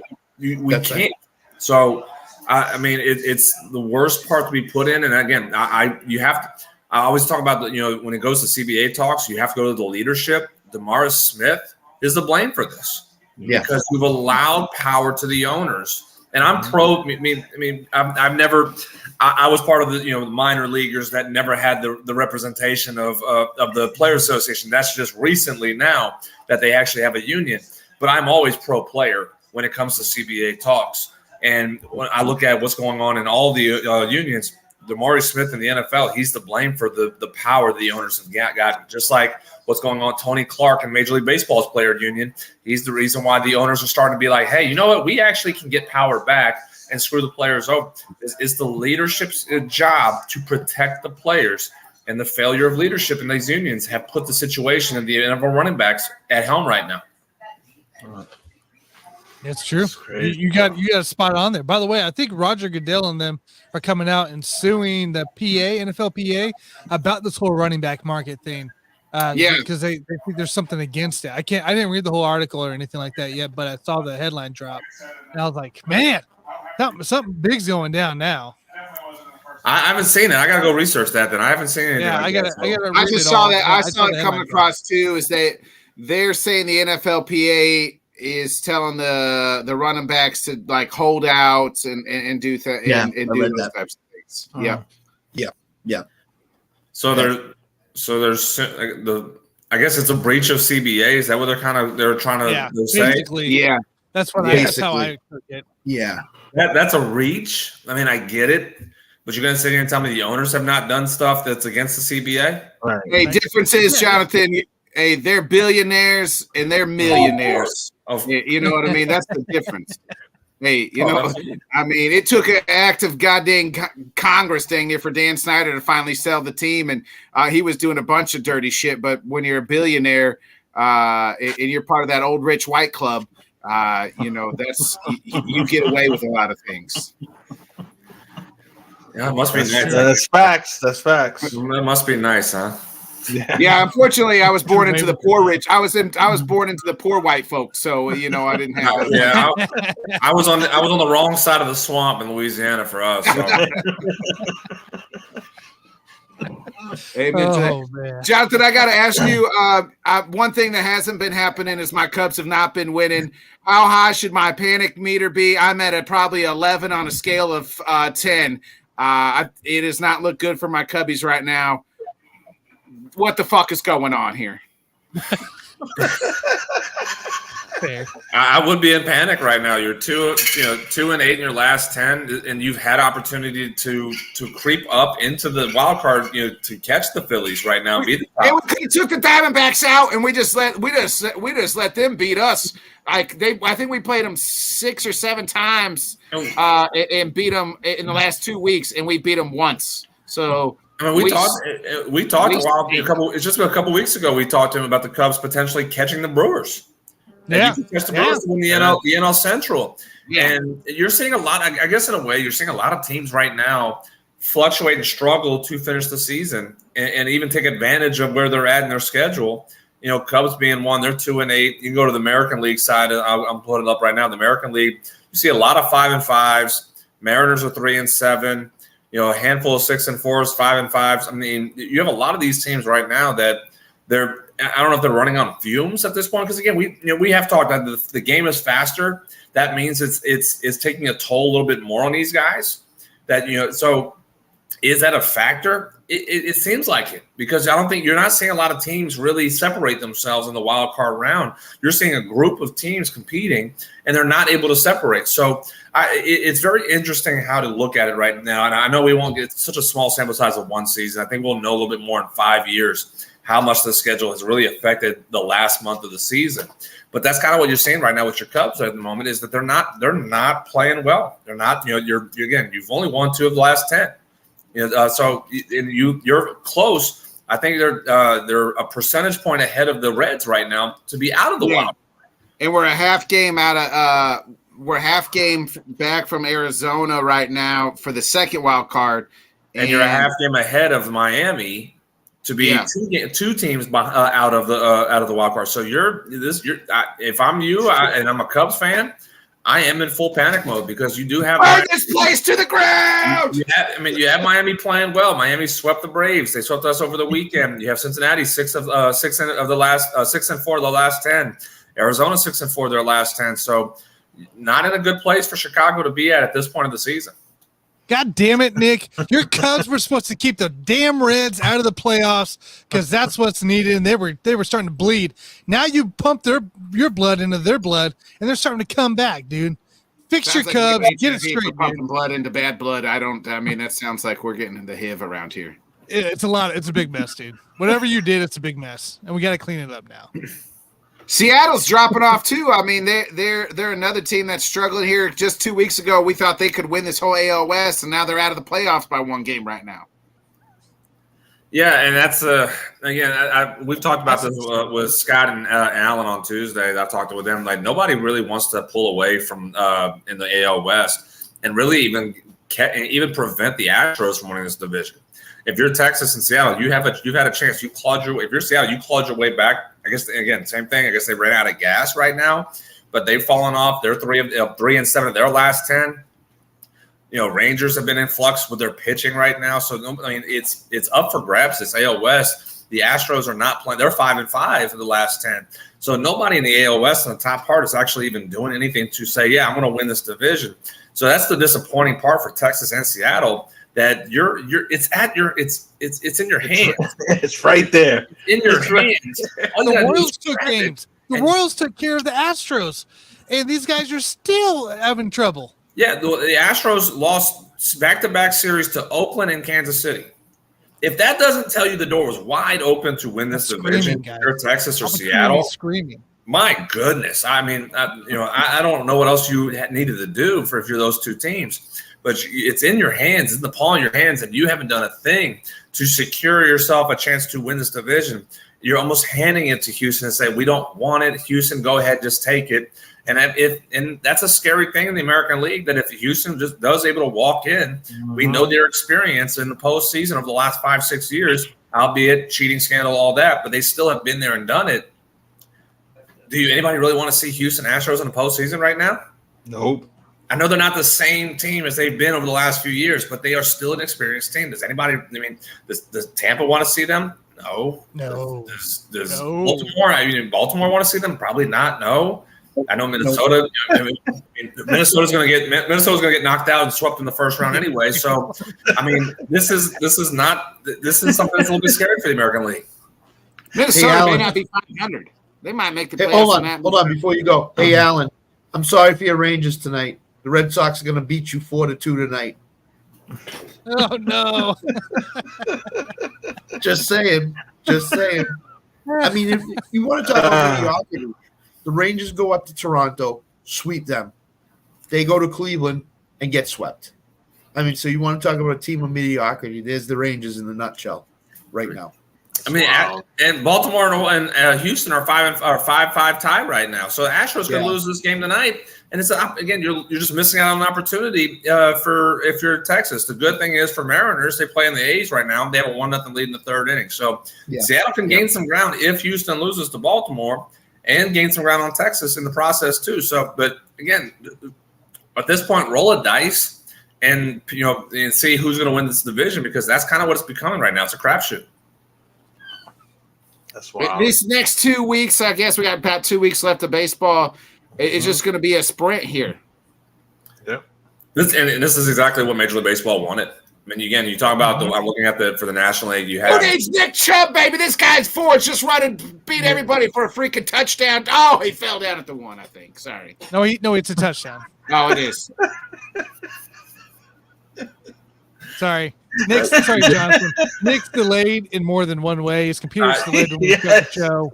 It was interesting. It went away on my screen for a second. I thought we had a replay of something from earlier tonight. But no, I thought he fell at the one.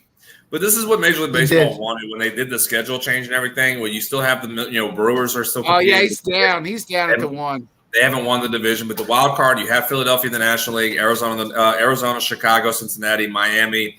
San Francisco is still in it, 2 games out. So you have 6 teams in the National League competing for a wild card spot. In the American League, Tampa's already clinched the playoff spot. Toronto, Texas, Seattle are the 3 teams competing for 2 spots. So you have 9 teams still competing for wild card positions, and this is what you wanted. If you're Major League Baseball, you want as many teams as possible at the latter part of the season to be in contention, and that's what they're getting right now. So it's definitely going to be a sprint. It's going to be who's going to want it more, who's just going to catch fire at the right time, and that's all it takes. That is all it takes. And right now, last year. That's the biggest question mark is who's going to be the one that catches fire in the last 2 weeks? Who's going to be? And so, like I said, not a lot of people are doing it right now. Is this the first year they've had the bye, right, with the 3 wild card teams, right? This is the first year for that? No, it's been a couple of years now. Yeah, I was about to say it's been a couple of years. Yeah, I thought it was the first year where they had like a bye. No, I think it was 2 years ago. Before the CBA, was it before the CBA came up, Jonathan? It was after. It was after COVID, I think. Right? They integrated it during COVID. Yeah. 21. Yeah, I think it was a 2021 season. Yeah. Yeah. I don't know. For some reason, I was thinking it was the first year, but maybe it's because I'm actually all the way paying attention now that the Cubs have a chance. So, and by the way, the Cleveland Browns were smart to trade for P.S. Strong out of New England because he just scored a touchdown. Well, I mean, Ford got him all the way down there. I mean, we're over here talking about maybe they need running backs, but this Ford and Strong guy just, built Ford strong. Ford tough.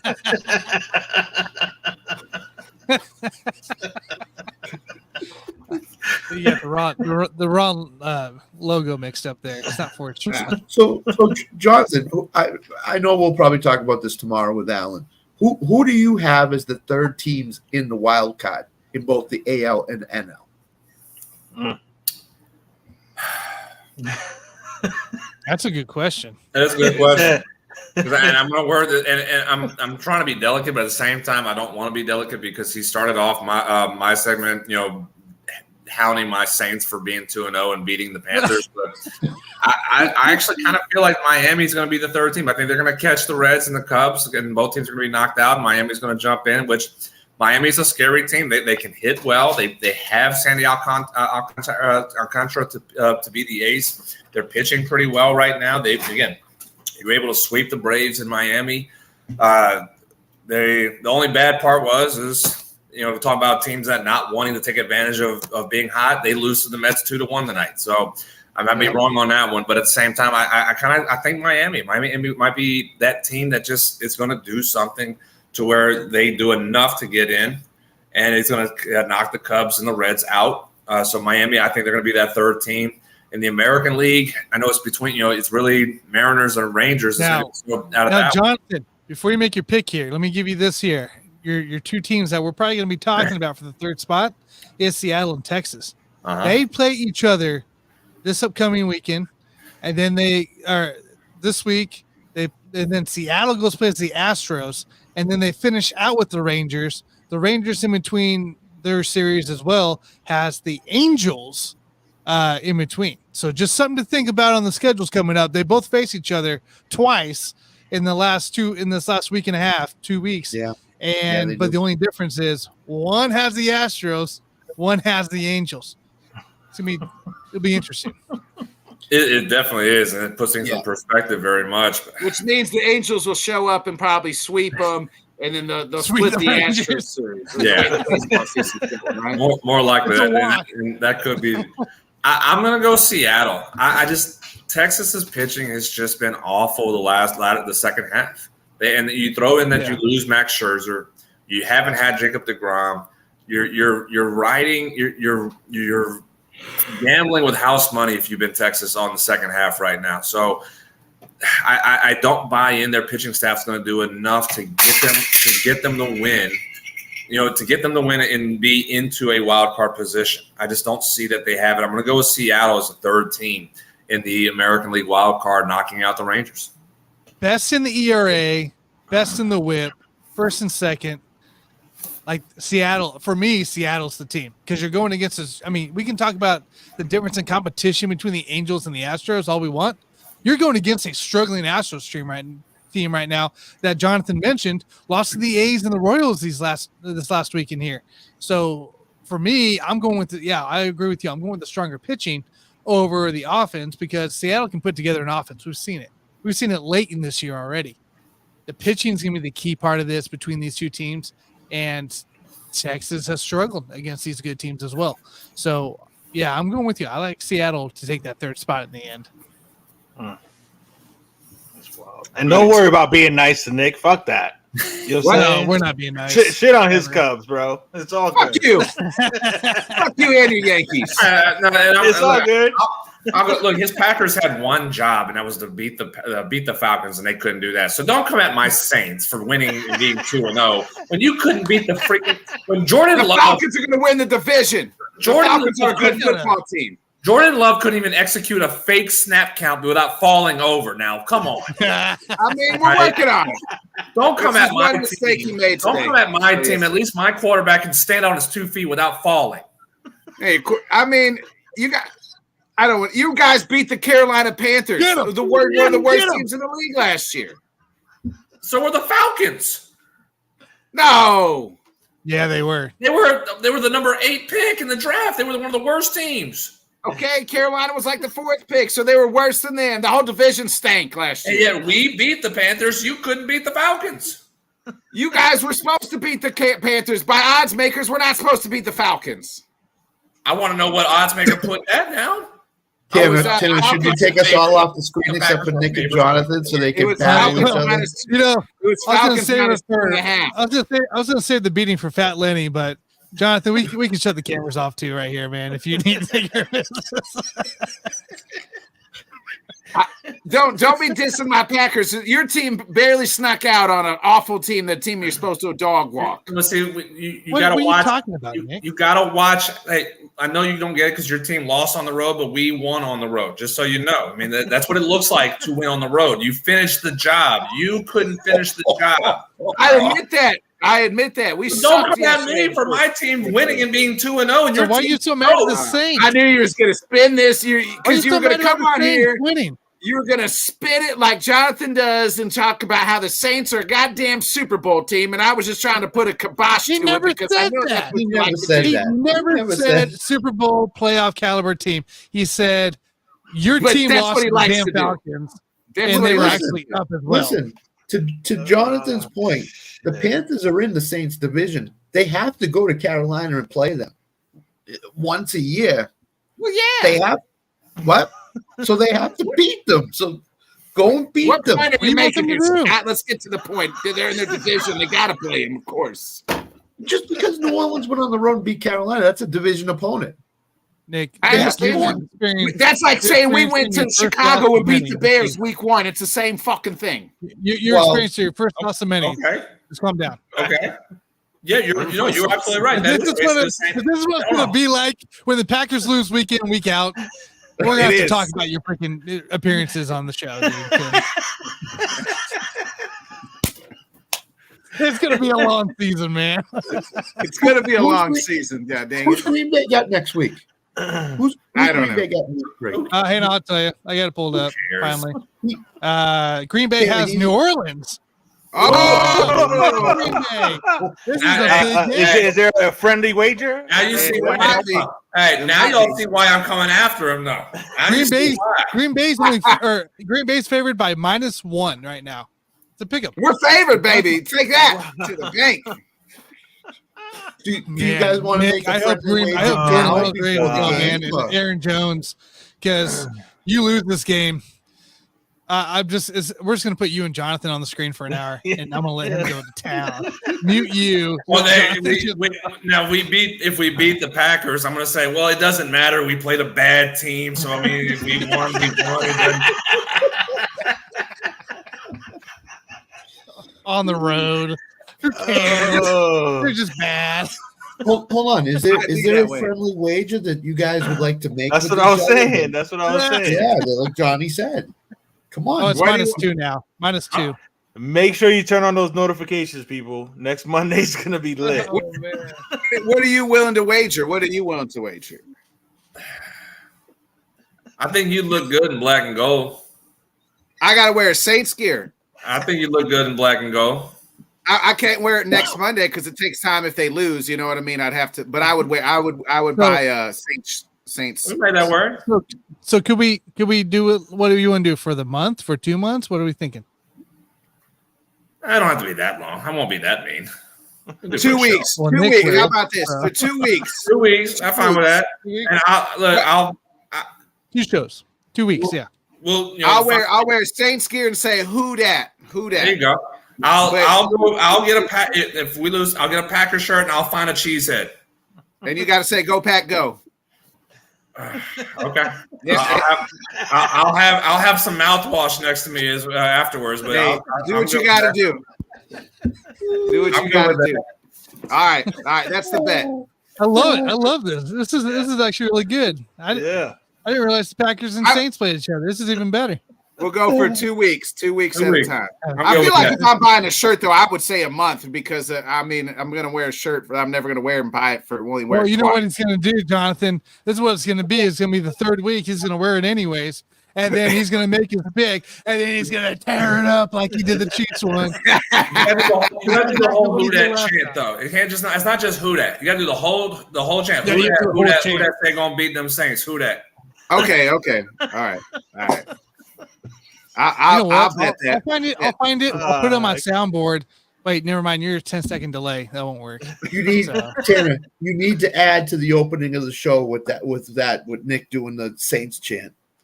I will. That's just If I can request Tanner as well, if Saints win against the Packers, my entrance music, I want Choppa style. I want it all. I want it all, man. I'll get it on. Remind me. I'll put her on. I got you. Oh, the ratings are about to go up. All right, we bet. We'll find out.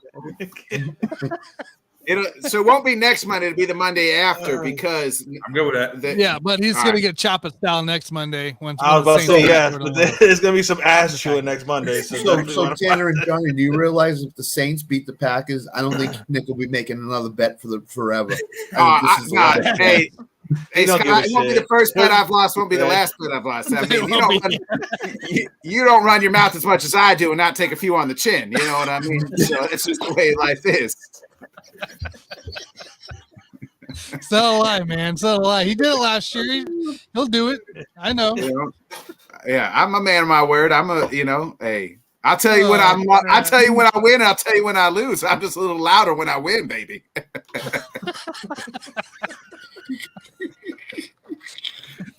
Oh, God, dude. That's great. That's great. It's gonna be fun next Monday again. All right. We have the baseball guy, and then all we're doing is making bets between Nick and the baseball. It's great. It's great. Jonathan, what do you got going on for as far as Alpha this weekend, and how did we do last weekend? We went pretty well this past weekend. We had one rain out. Our 12U group got rained out. My 16U team was still able to play. It was a much better competitive weekend, which is, with a newer group of athletes. I want to see growth. I want to see them kind of be more competitive, and I got what I needed to see out of them. So I was very proud. We had another home run this past weekend. Nice. The Alpha Bomb squad continues to roll. I'm very proud about that. It's my girl who's been with me for 2.5 years, been my prodigy for 2.5 years, and she's starting to reap the benefits now. On top of even colleges starting to make phone calls and messages to her. So I'm just beaming with pride and so happy about that, with how harsh that girl's been working so much. And for somebody who's embraced, I'm bragging on her. I know it's the whole team, but I'm bragging on her because the leadership that girl has embraced.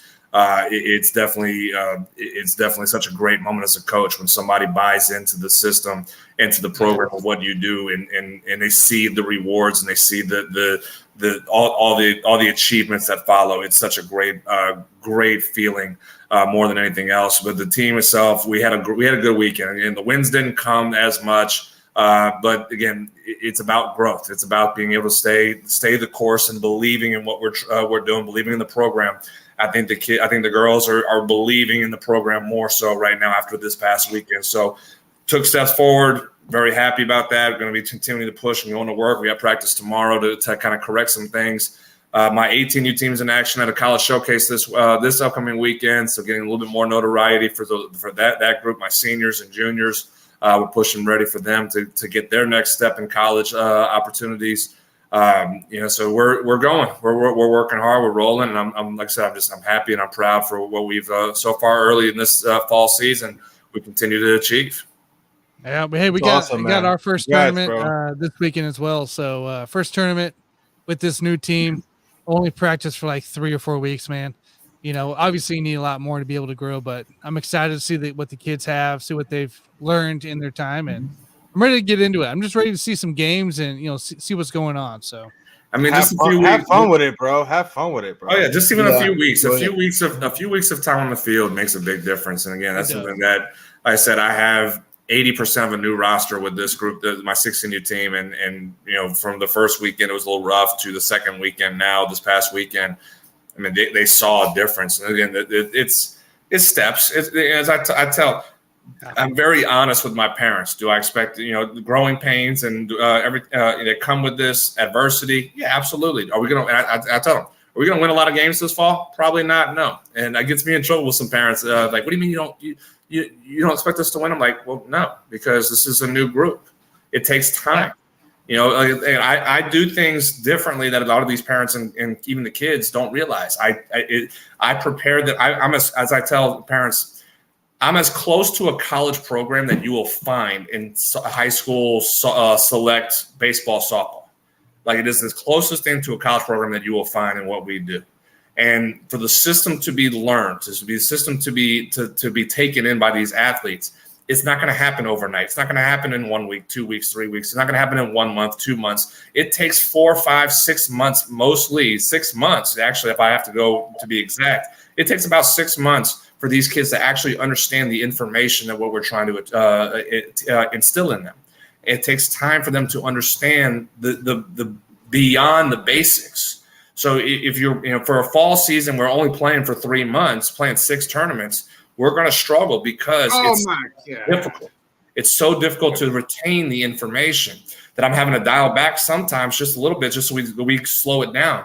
But for the amount of time we put in, and if the amount of time that they give me, they will see the benefits slowly and surely. But by next summer, if I tell them, you give me till next summer, that's when we start opening it up. You see that from there. But it's baby steps. It has to be baby steps. It is. And that's what's hard about today's society. I'm kind of going on a tangent.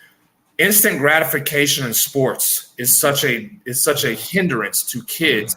Yeah. Because if you don't win, parents and even kids as well feel it's not working. But winning is never the focus. Winning at a youth level should never be the focus. Winning is a product of what the development takes place. The focus should be the development, should be the teaching, learning, the understanding. That should be the focus. Never winning should be the focus. If winning's a focus, you're in a wrong program with the wrong people.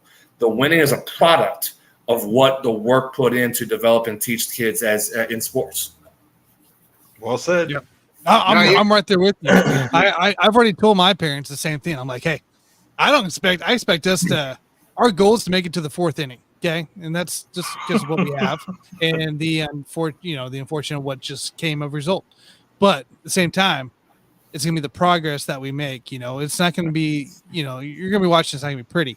But the point isn't to be pretty right now because we've only had 3 weeks. And, I'll be honest with you, some of these kids, they've never played competitive baseball, and some of them, I think I even have one kid that's never played baseball. That's just what I got as a result. But the point isn't to go out there and let's put up, a bunch of runs and Let's see how we look. Let's see how it goes. And look for the progress that makes the growth, like you said. So it's what it is. I see it on my son's basketball team, junior high. We've had several kids quit on his team. It's just because they're not getting the playing time, or coach is hard on them, and this and that. And he's stuck with it, and he's really developed, and he's always worried about how many points he scores. I said, son, I don't care. I've always told him, don't tell me how many points you score. I want to know 2 things. He's obviously a post player. Being he's almost 6 foot in the 8th grade. So I tell him, I need to know how many rebounds you get in this and that. And that's what I look for, when he's playing. Hey, how well you hustle plays, how good you rebounding. Since he was a kid, first picked up a basketball, I told him, you're a post player. Your job's not to freaking score points. Don't worry about it. Your job's to do all the dirty work and be a good role player. Like I was teaching him to be a role player from day one. And now he's developing into more than just a role player because he has that role player mindset of just, hey, go out and do all the stuff that nobody else does. And I told him there's always going to be a spot for you, any team you want to play on. If you are coachable, you work hard and do the dirty things because every coach wants that. Yep. Yeah, I don't think we have enough time tonight for me to talk about parents and playing time. And playing. We don't have it. That's a whole special show on its own, bro. Yeah, and I need at least 3 hours to be able to even talk about that. I'll be honest. I coached for 30 years at the JV level of high school. I get out of it because of the parents. That was the number one. That's what everybody says. Yeah, everybody thinks their kid's Michael Jordan or Barry fucking Bonds or something. Like your kid's not. You know what I mean? Some kids are just less talented or this and that, but you just teach them to work hard and play hard. And that's what I tell all my kids. You may not be the most talented kid on the field, but you better damn near be the best, hardest working kid on the field. And that's kind of what I have a parent who's actually one of my coaches in my 12U group, and he calls me almost every week, and he just goes, "How do you deal with this? How like it's something new, and it's something stupid, and something." I'm like, "Yeah, which I know." And he goes, "Like, how do you handle it?" I'm like, and I actually messed with him at times. The first time he asked me that, I asked him, and he goes, "You want an honest answer?" And he goes, "Yeah, just give me what do you do?" I go, "I got a lot of liquor."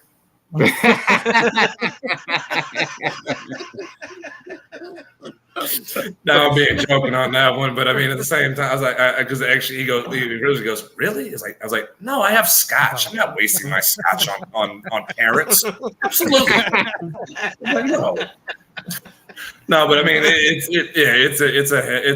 always rough, and that is the downfall. Is everybody wants to be instant gratification, and my kid is this, and my kid is that. When just let them fail. How about that? Let kids fail. That's how they learn, man. We used to fail all the time. Again, I was 12 years old playing against 16-year-old JV kids that were in high school, and my dad, I get lit up a couple times in games.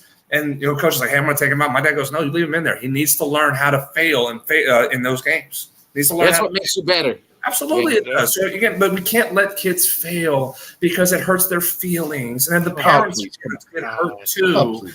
So that we can never let them fail.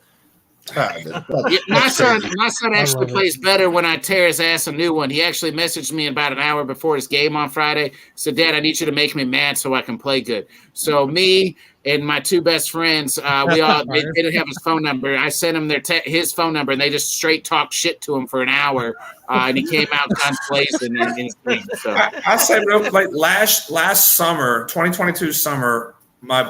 We played one of my teams. We played a tournament. We played a national tournament. Very first one. Played 5 games. We got outscored 49-2. It was bad, absolutely awful. And I sat there and said, "This was the best thing for us." And parents looked at me like I'm crazy. Like, "What do you mean?" I'm like, they got an experience of what this looks like. They thought this was going to be easy. Any parent thought this was going to be easy? The kids are playing at this level, at national level, for 3-4 years. We step in. We thought we were going to compete. No, you need to be humbled. You need to learn. Face the adversity of getting your ass kicked. What is wrong with that? Oh, that's embarrassing.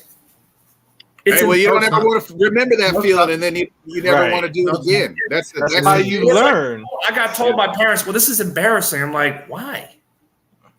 Because you got beat by a team that was supposed to put 12 runs on you. That's not embarrassing. Embarrassing for who, though? You know what I mean? Like you're going to go to It's the parents. It's the parents, bro. That's the problem with the generation. This young generation is you cannot fail.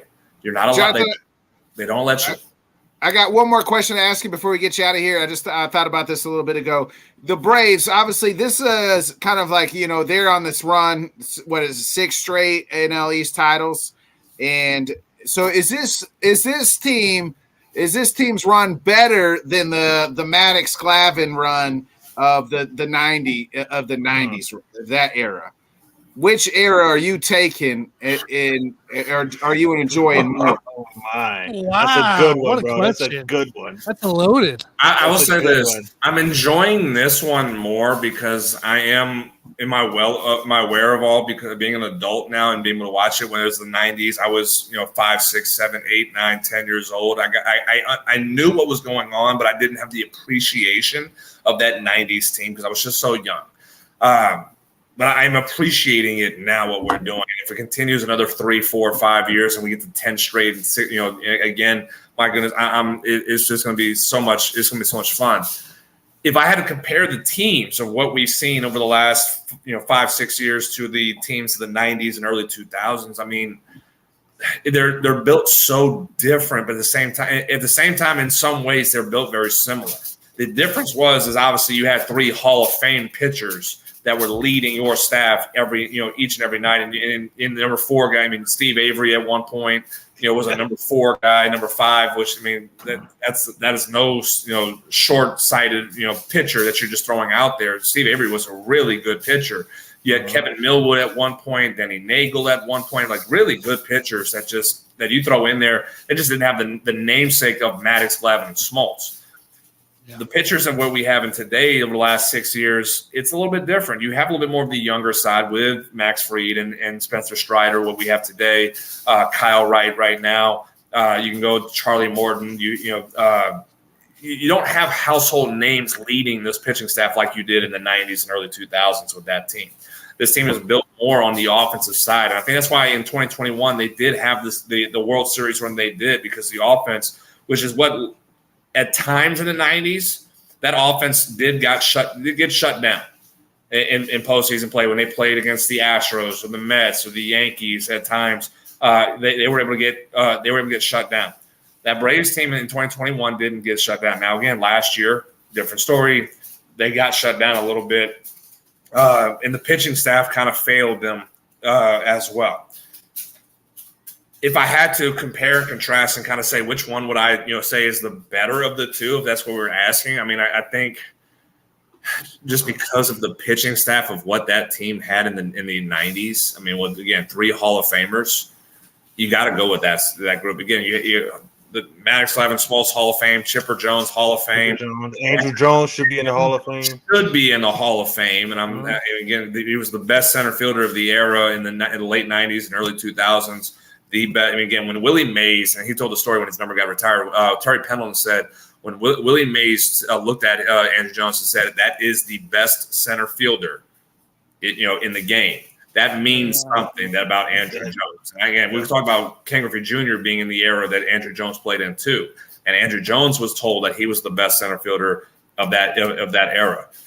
He should be in the Hall of Fame. You had guys, Gary Sheffield in that team in the early 2000s. You had, again, so many top level players. David Justice in the 90s, Andres Galarraga at first base for a period of time. For Rafael Furcal at shortstop. I mean, my goodness, the team was just so loaded in so many different ways in that stretch of the 90s. We had Fred McGriff in the mid-90s. Absolutely. So, I mean, like that team, that era of baseball, I can't just say team, that era of baseball, that's why we talk about that the Braves are one of the most disappointing dynasty, and I know it's division dynasty. I mean, again, 14 straight division titles. Well, you only win 1 World Series, but at the same time, what was the team that was going on and winning World Series at that time was an actual dynasty in the Yankees. That was a team that was just preventing the Braves from, or one of the teams that was preventing the Braves from winning multiple World Series. So, I mean, like, it's just wrong time, the wrong era for that group to be. But it doesn't take away just how great that 90s and early 2000s run was that the Braves had. And it's just, I think the consistency of what that group was, I'd have to take them over the six straight time, Braves that we are seeing right now, just because of again, the pitching staff was just phenomenal on top of, again, compared to what we're seeing right now. And again, I love Max Fried. I love Strider, Charlie Morton. I mean, again, we have really good pitchers. They just don't. Max Fried is compared to Tom Glavine. Let's just put it that way. I mean, I've heard that too. 2015 or 2016. I went to spring training in Atlanta, down in Orlando, and watched the Braves spring training. I got to see Max pitch. He was still a minor leaguer pitching, with the big league club in spring training, and all I could think of was, this is Tom Glavine. Like, this is definitely Tom Glavine, just a remake of him. It was just so similar to how, again, it throws harder than Tom did, but I mean, the makeup and everything was Tom Glavine's, and we're seeing that today out of Max. Yeah. So I mean, again, but you're being compared to the guys of the 90s. So that's why I'm going with the team of the 90s, and what they are, what they were, in leading that team versus what we're at today, the Braves. All right. Hey, John, we need your pick, John. We need San Francisco minus 10.5. So did I win last week? No, you did not. You lost with Jonathan. Hold on, let me get this list out. Jonathan, Scott, Johnny, and Nick. Everybody and except for Sam. Tanner. Oh, did you guys all lose? I didn't lose. Jim didn't lose. Why you gotta bring up old news? You're 1-1. You're 1-1 so far, Jonathan. I'll give you all hope. All right, so what's the Thursday night game again? What's the spread again? 49ers, Giants at 49ers, minus 10.5 Niners. That's a lot of points. No Saquon, by the way. 10.5 is a lot of points on the road. No, they're it's at San Francisco. That's what I mean for the Giants. Like I'm talking about Giants. I'm speaking about the Giants here. Giants on the road. No Saquon. Oh. Short week. That defense is really good. We just saw, and we saw 2 weeks ago, or the first week one, what a good defense can do to that team. I'm gonna go Niners. I'm gonna go Niners with it. I think they will. I think they'll cover. I'm going with the Niners to win the game. I think you're putting a lot of pressure on Daniel Jones to have to actually to literally be Superman.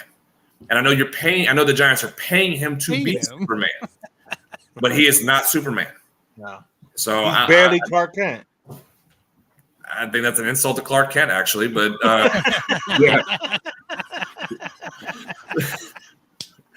I mean, Clark Kent was a good journalist, though. Clark Kent was a really good journalist, though. All right, so we're kind of underselling Clark Kent a little bit. Apologies to the Kent family. Daniel Jones, you are no Derek Carr. Thank you, sir. But I mean, I just think there's too much pressure. I think there's going to be too much pressure on it. I think and then the Niners are going to watch that film of what the Cowboys did to him, and they're going to replicate it. And I'm going to think the Niners are going to cover, and they're going to win the game. They'll cover the spread. All right, I got her down. Niners minus 10.5. All right, Jonathan, we appreciate you joining us every Monday, and I'll get the last laugh this weekend when the Packers beat the Saints. We'll see you then. Who that say gonna beat them Saints? Who that? You won't be saying that on Sunday, baby. Let's go, Packers. Hey, we'll see you next week, Jonathan. I'm already getting ready, guys. I'm already getting the music ready for it. You gotta give me a message. I'll get it taken care of.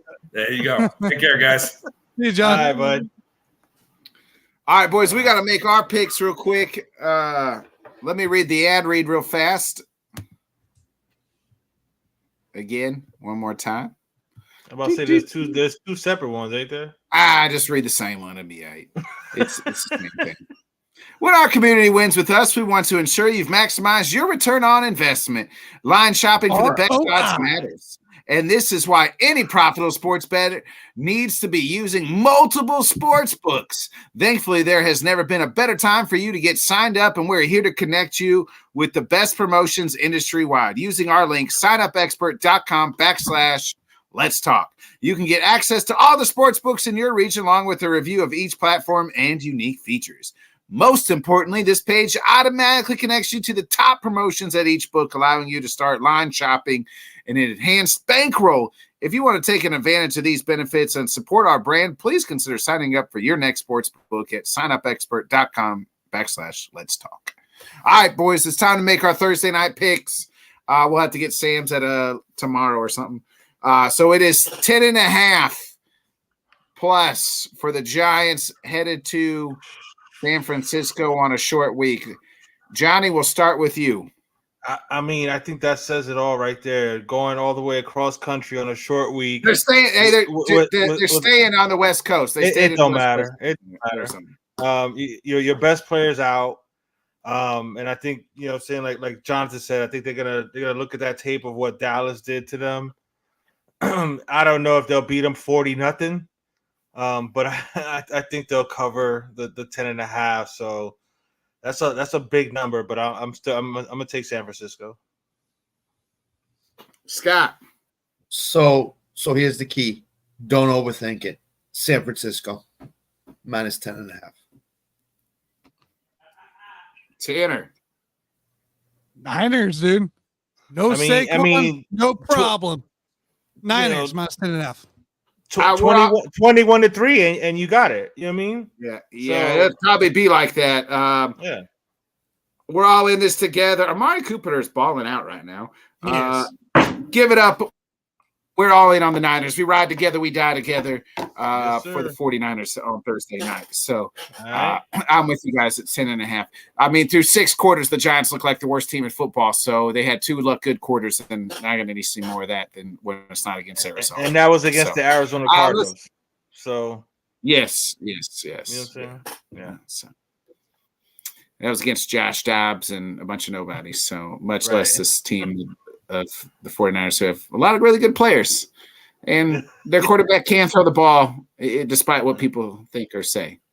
So there's that as well.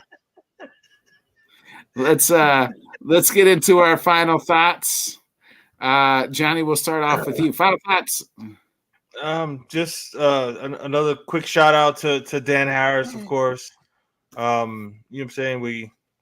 We love you, bud, and you know what I'm saying we'll try to represent you in the best way possible. Check out Let's Talk Miami Dolphins, the Aqua and Orange Insights. Me and Alex, we're running it every Monday night, 7:00. So definitely check that out. We had a lot of fun talking about the win against Scott's Patriots last night. And then of course I'll be back on Thursday. We got a Scott. We got a show, right, Scott?